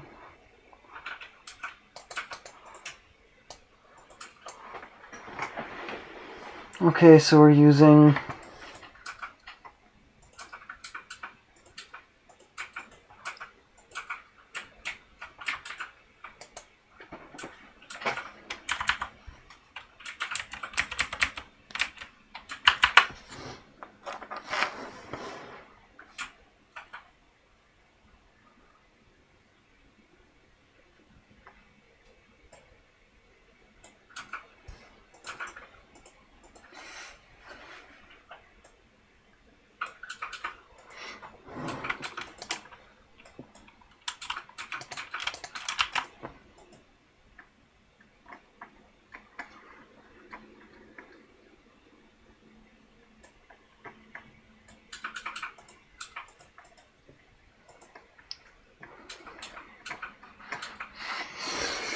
okay, let's reprogram. I don't want this to work.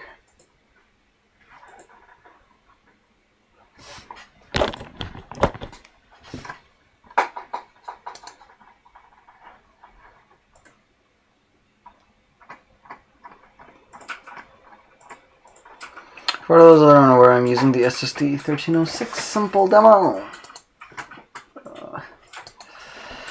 And I'm using the Brzo, whatever. So that I can do software I2C on the 2 pins. Maybe Wire supports that as well, I'm actually not sure. Because this doesn't have dedicated I2C pins, which is quite annoying. Okay, let's...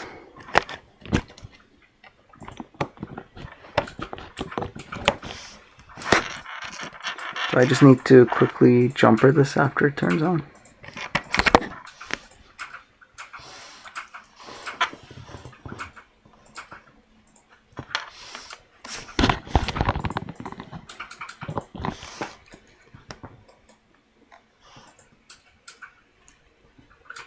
So far we have nothing.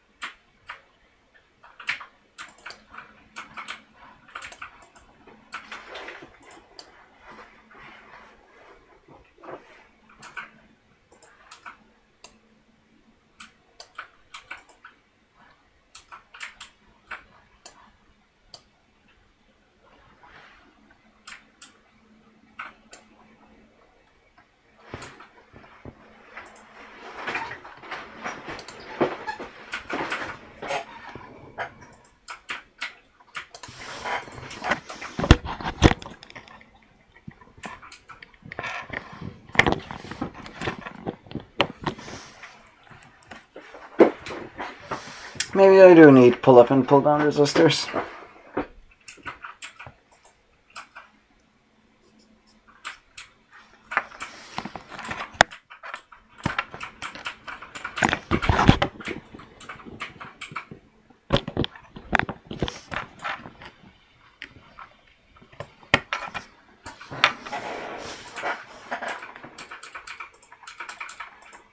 Oh, it died.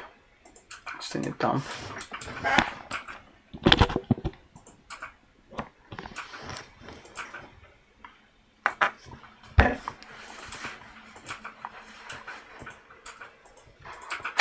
We're not even getting the test 1, test 2 thing, which is interesting. What if I boot it on here?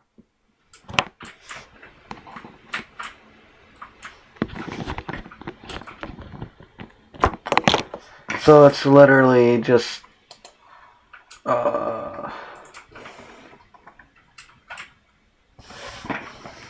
you need to boot it on this, but don't be too late because then it'll.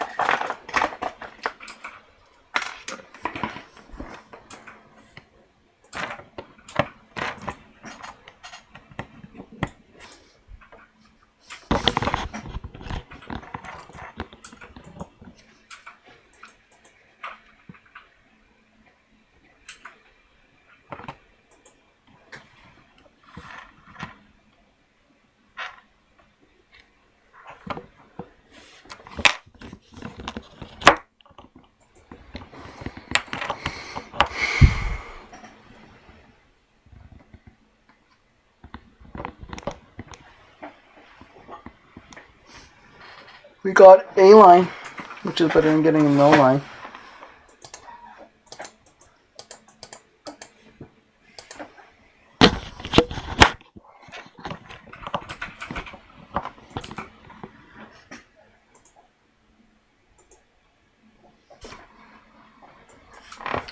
I wonder if it's booting up on UART mode.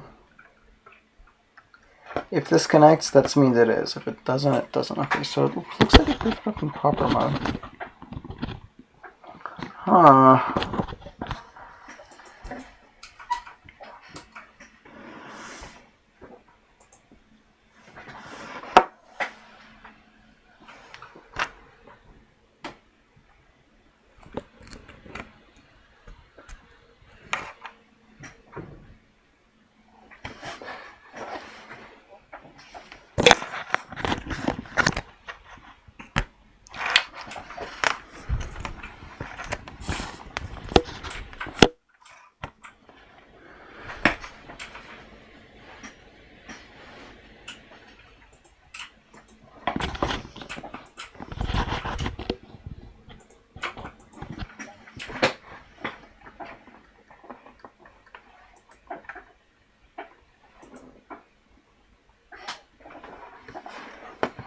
I see them using D0, D2 here.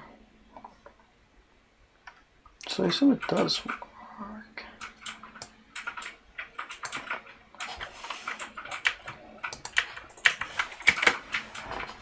I wonder if we're writing to the right address.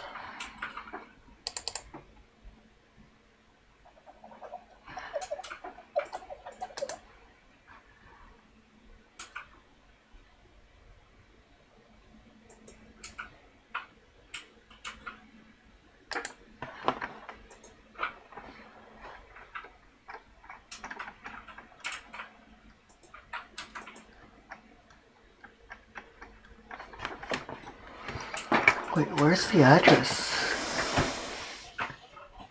Set in this.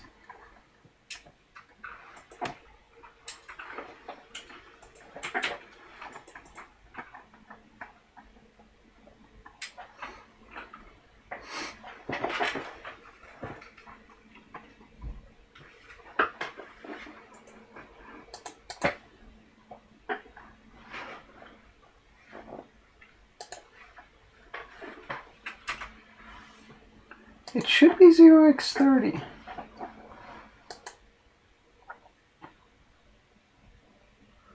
Oh, sorry, 3x3C. That does look right.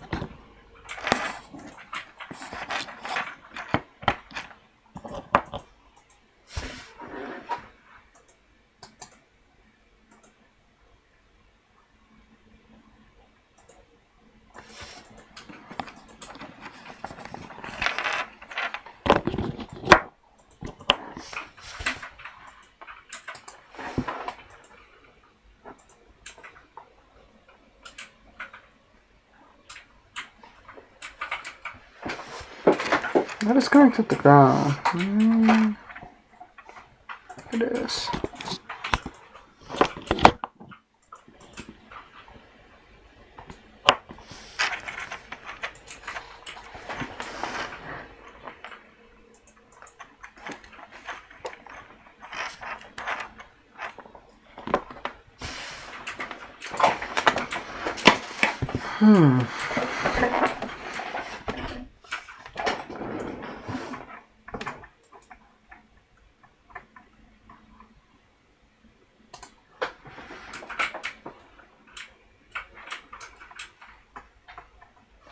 Nope. Huh.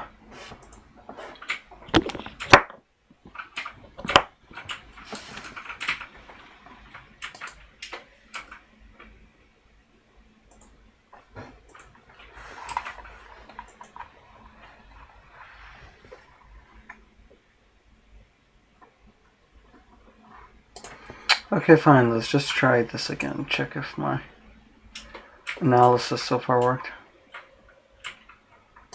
JSON. Oh, I need to include it.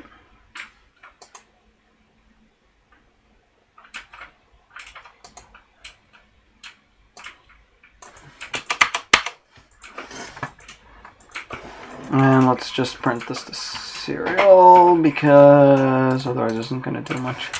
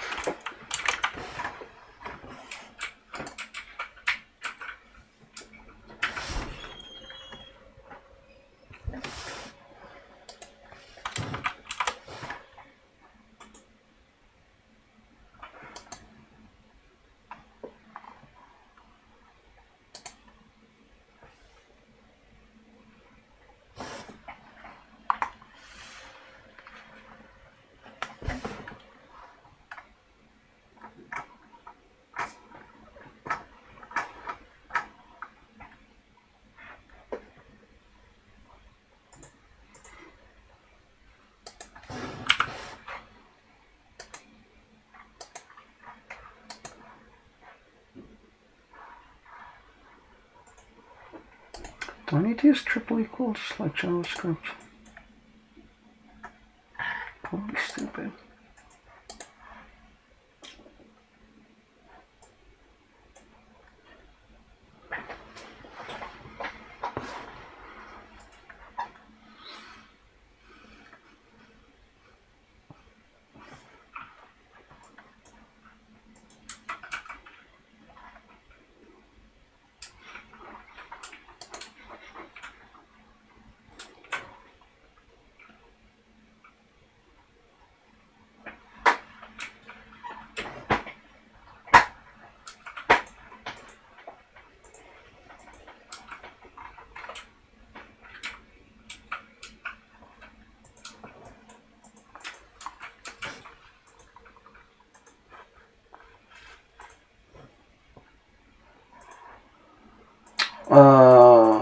We need to typecast everything.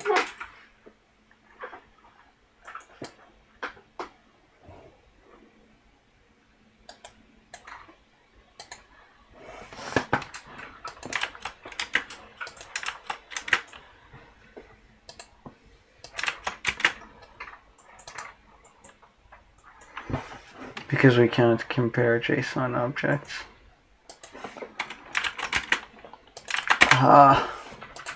Typecast it all. Char stars.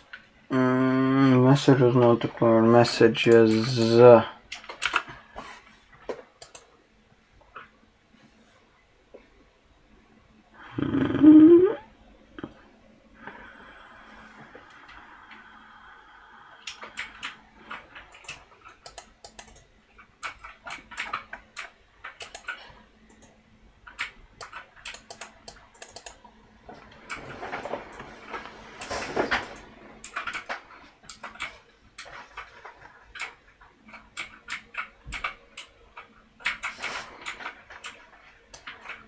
Can I typecast a string?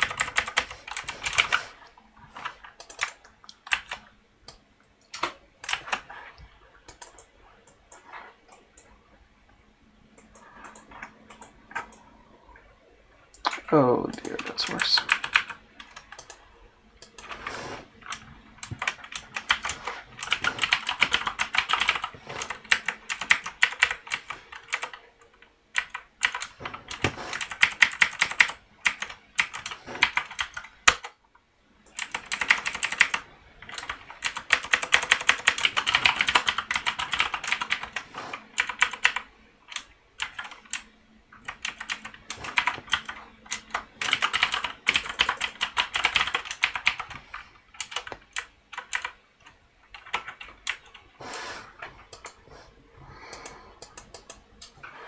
Let's try this.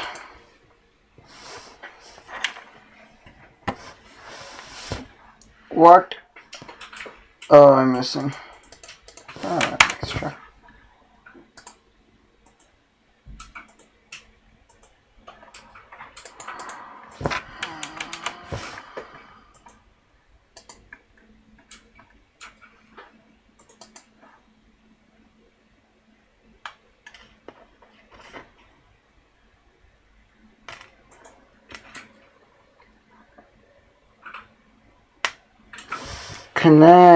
Connect, you dumb microcontroller.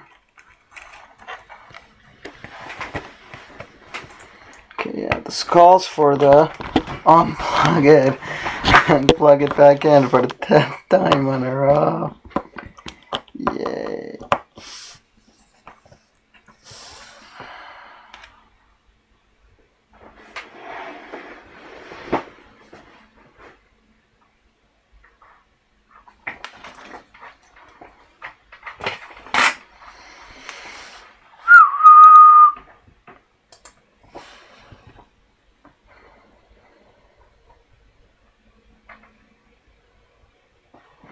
Okay, but like I haven't changed anything. Is it just...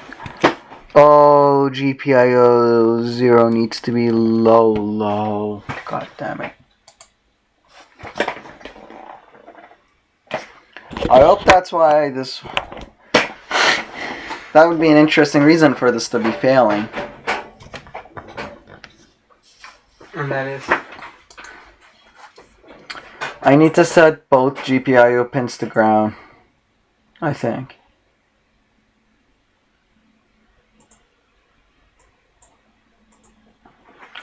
But that means that I need to delay the initialization of wire by like 10 seconds. Still not connecting.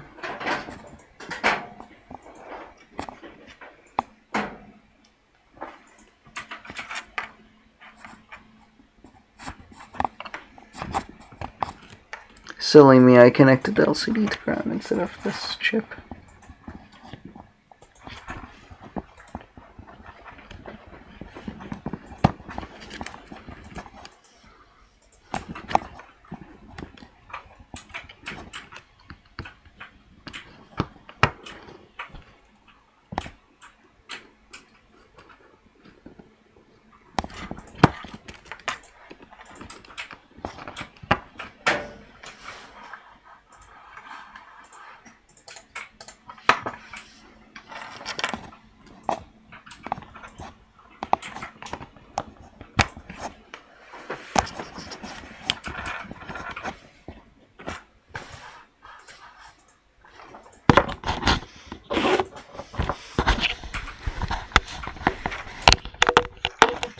Mic just a little bit back so I don't keep hitting it.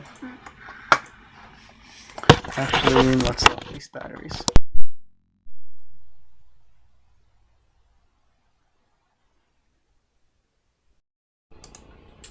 We're back to the beautiful camera mic.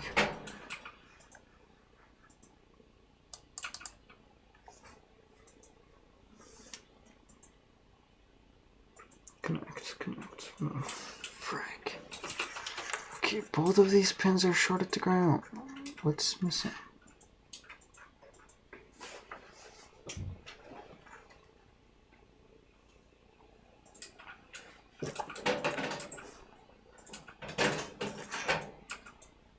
Like, right? This one's on ground. This one's on ground. That should be all we need. I could just repurpose RX and TX, I guess.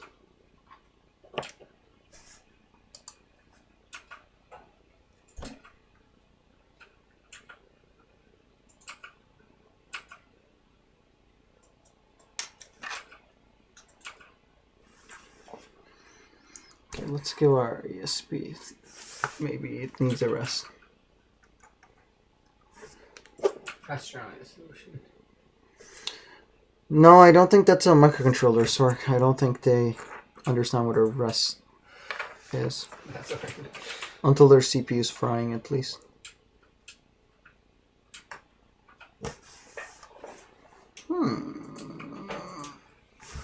Okay.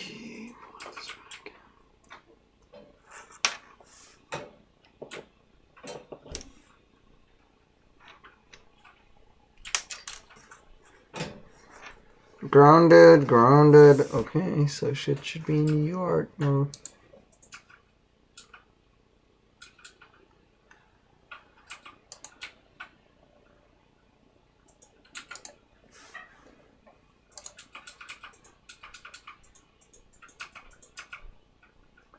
Oh wait, was I supposed to put one on 5 volts?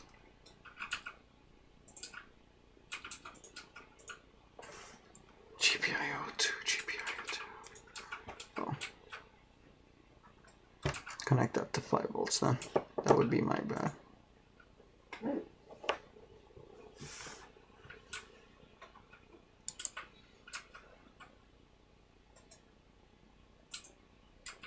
There we go, it's writing. Dummy.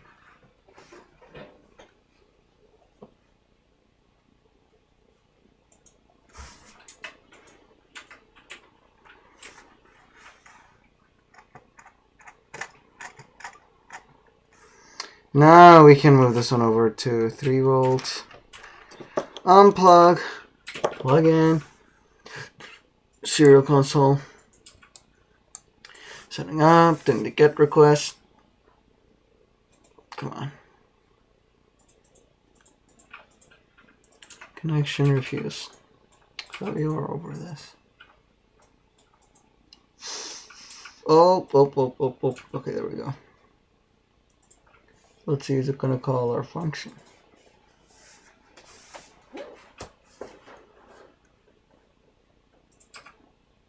Oh wait, I never called a function here. What did I call my thing? Parse JSON.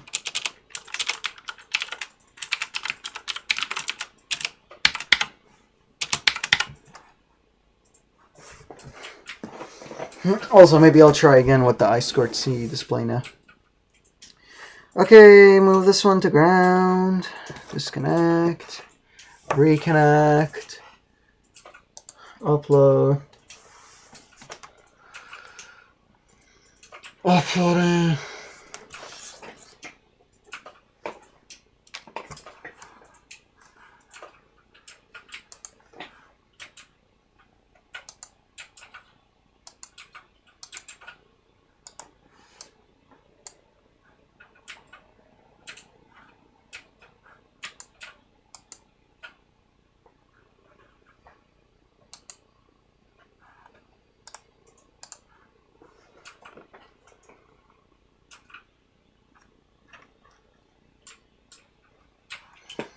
Okay, let's move this back to 3 volts.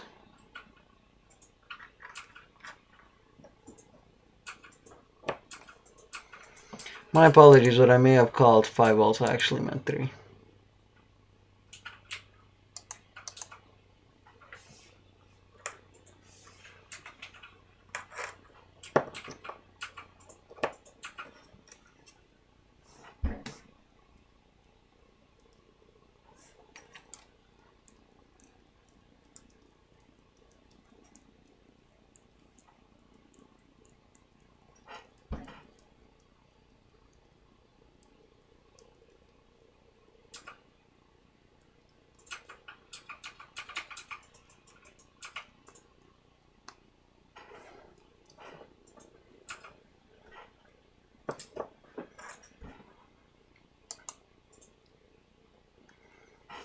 Okay, dates, okay.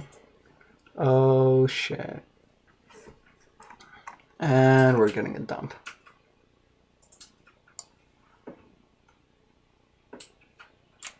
Has key type set to, and then we got an error exception.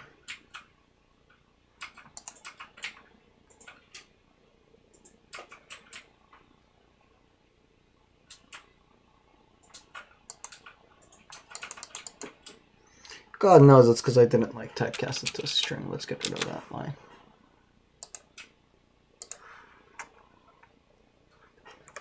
Okay, let's take a break from this. Let's give it a second try to our I2C display.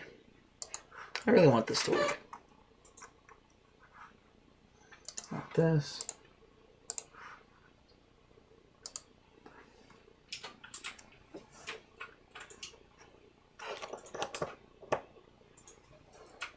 So we're going to have to be quick, and what I'm actually going to do is I'm going to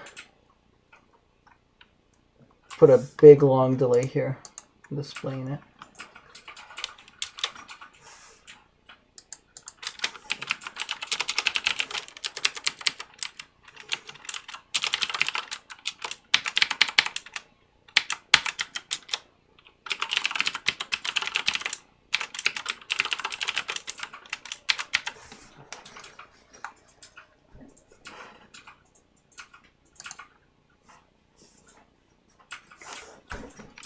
Okay, fine with a capital S.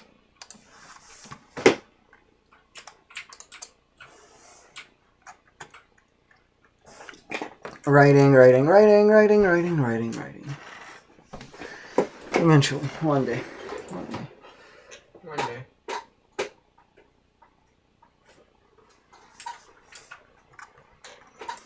I mean, at this rate, it's almost about going to be the next day. Okay. Boot from flash. Clear output. Come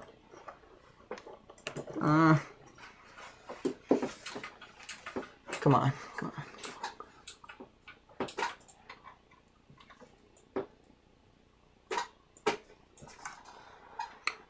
frick does the question mark mean?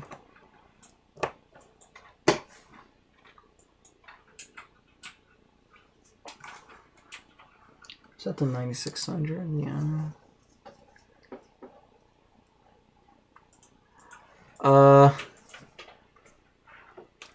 That's not what I wanted. Wait, how did starting get printed before test one waiting? So I'm going to assume that it started, and I'm just going to move these wires to their corresponding places.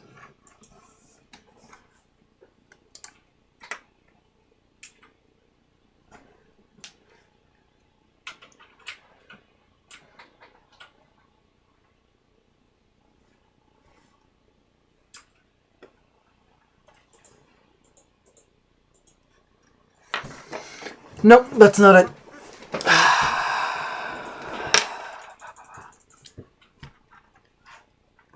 3 volts, 3 volts, unplug, replug, 1, 2, 3, 4, 5. Hopefully that's long enough to boot.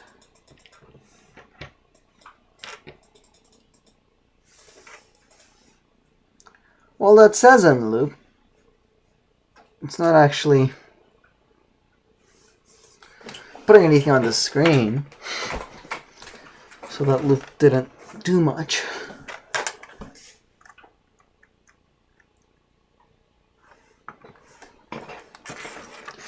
Try again.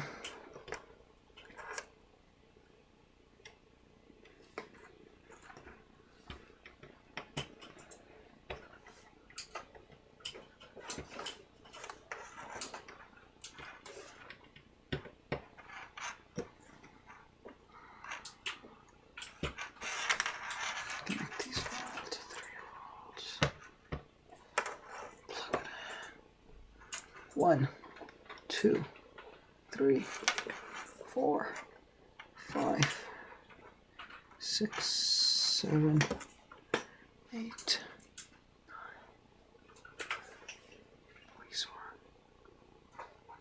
9. And yeah.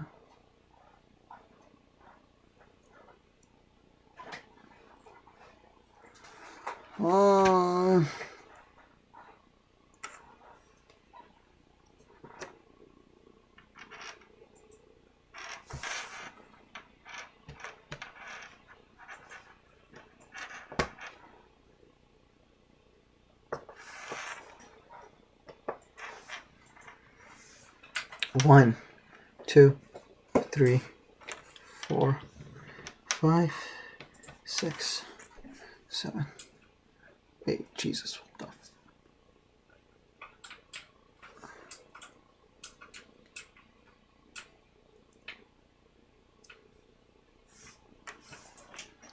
That is not what I wanted to get printed to the serial console.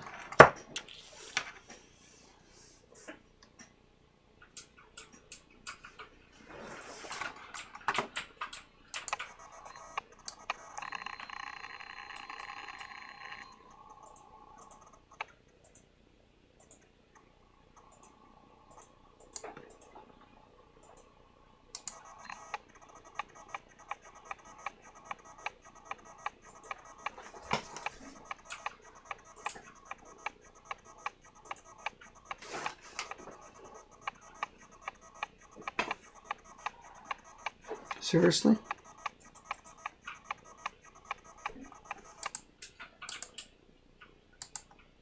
There we go.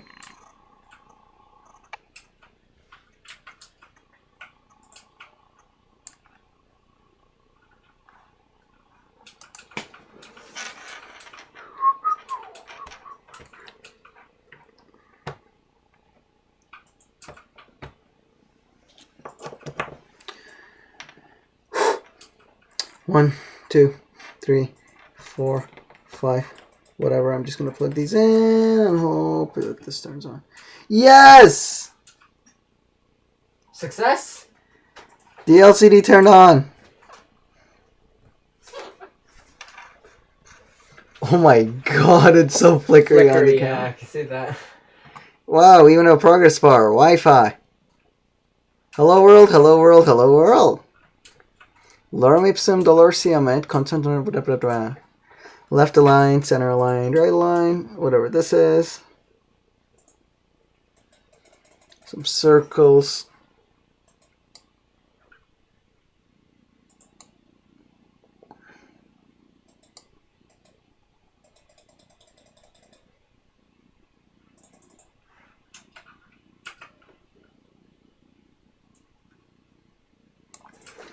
What's the sharp spot?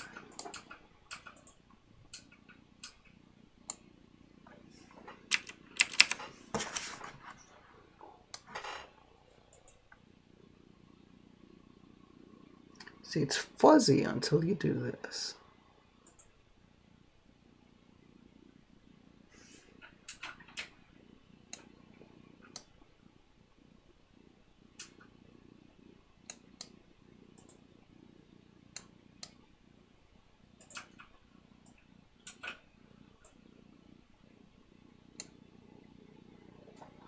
Can this do flicker, anti-flicker, disabled?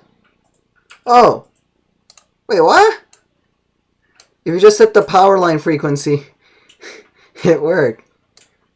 Exposure. Oh, if I dim the exposure, it's gonna flicker. Okay, let's keep, so it's not actually that to fix it's the exposure. Okay, well we can do this. So this is the demo. Focus you. There we go. Here, let me hold it the right side up for the camera.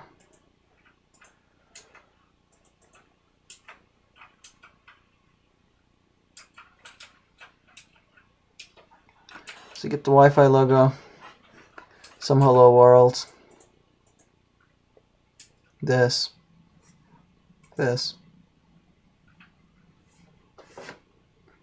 I mean, I only care for the text. Being able to put the text on the top row and then text in the bottom row. I mean, text size is cool too. Because when I would show like the weather in the morning or something. Or a live COVID-19 count. I don't know. Okay, so the LCD works. So you literally have to just try, be lucky by putting a 10-second delay. So you need to boot it when both the pins are on high, and then unplug it and move the pins. This is stupid. Yeah, that's silly. But if it works, it works. I won't critique it too much. Okay, so let's get the actual website agent working now. Connect these both to ground. Upload our new program. Okay, camera, you can go back to being king.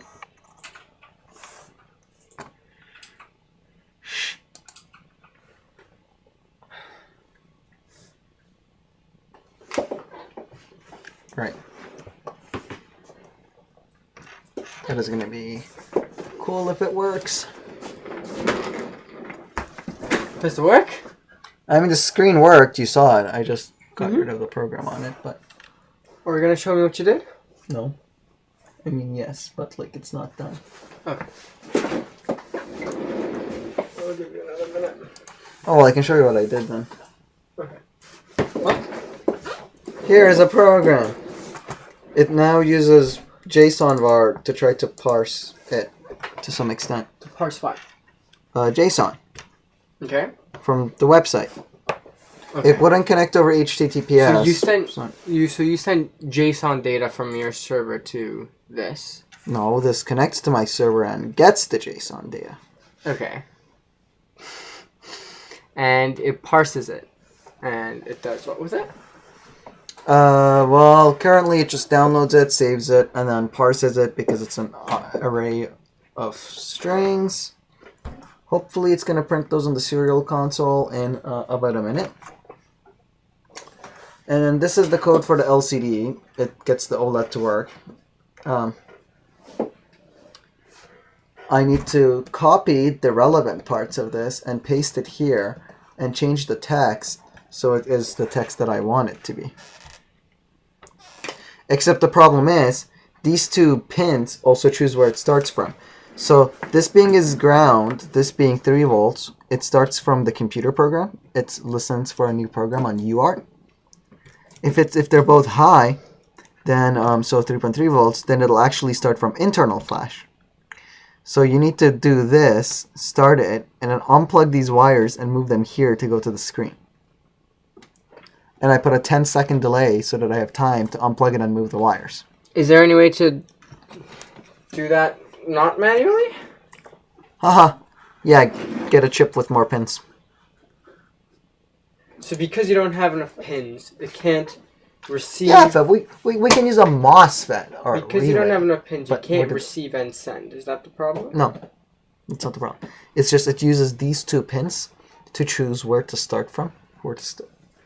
Oh. So should it run code coming from here or code that's saved in it? Oh, okay, I see. Okay, so it's connecting to Wi-Fi now. Uh-huh. It fetched stuff from my website. It's parsing it. It should do a for loop soon. So it's here. It should have reached here. It did not reach there. I'm calling the function here now, right? Yeah. So if the file is found, it should do a serial.println and then call parse JSON with the payload. It gets here. This gets triggered. Oof, this looks like my debugging. Yeah, this is not very successful debugging. Let's just comment out this if. Who needs that, right? Psh. No one, it's fine.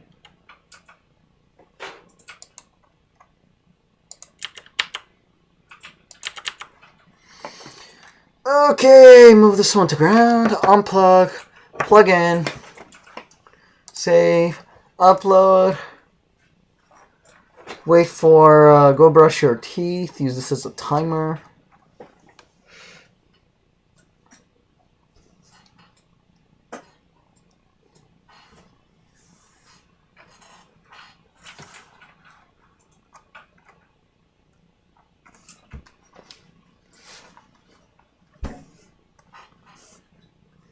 Okay, unplug, voltage, unplug, replug, serial console, frick, it probably gave it a new port, unplug, wait, plug it in, serial monitor, wait, okay, it's connecting, okay, it fetched this, analyzing as type weather, will the for loop run? It looks like the for loop, in fact, does not work.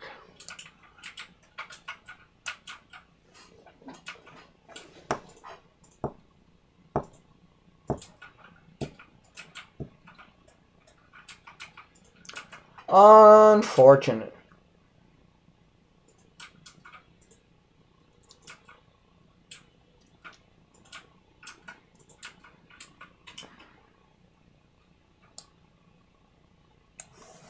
What if I just hardcode a length? How many elements are in this? Number of elements here probably won't change, right? How many is it? Like 39? Okay, up to 40. Maybe just that, you know, just dun.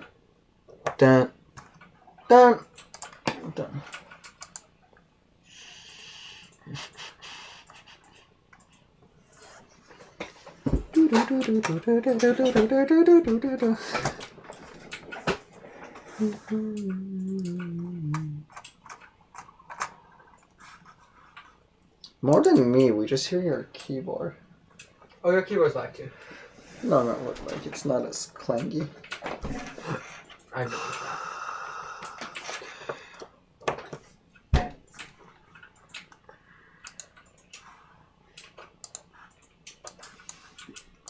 Work! Come on.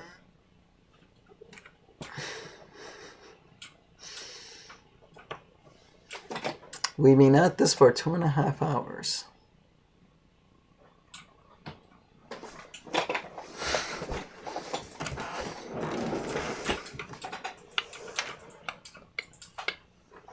And we're treated with the sideways question mark for all of our hard efforts.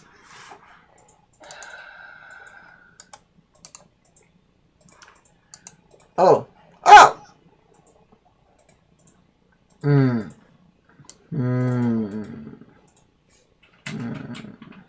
I can't tell if that's a good sign or a bad sign.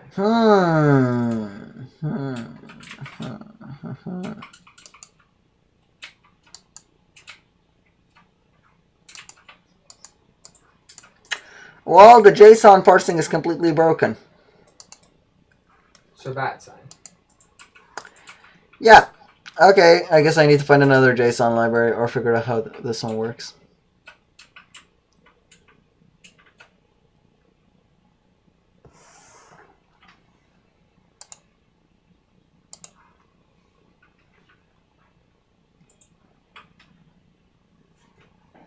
It says just be JSON var and then JSON.parse and with the input.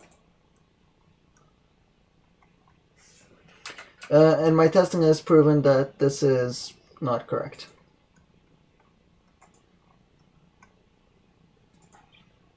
Unfortunate. Doesn't work? Well, the actual code mostly works. I guess it's just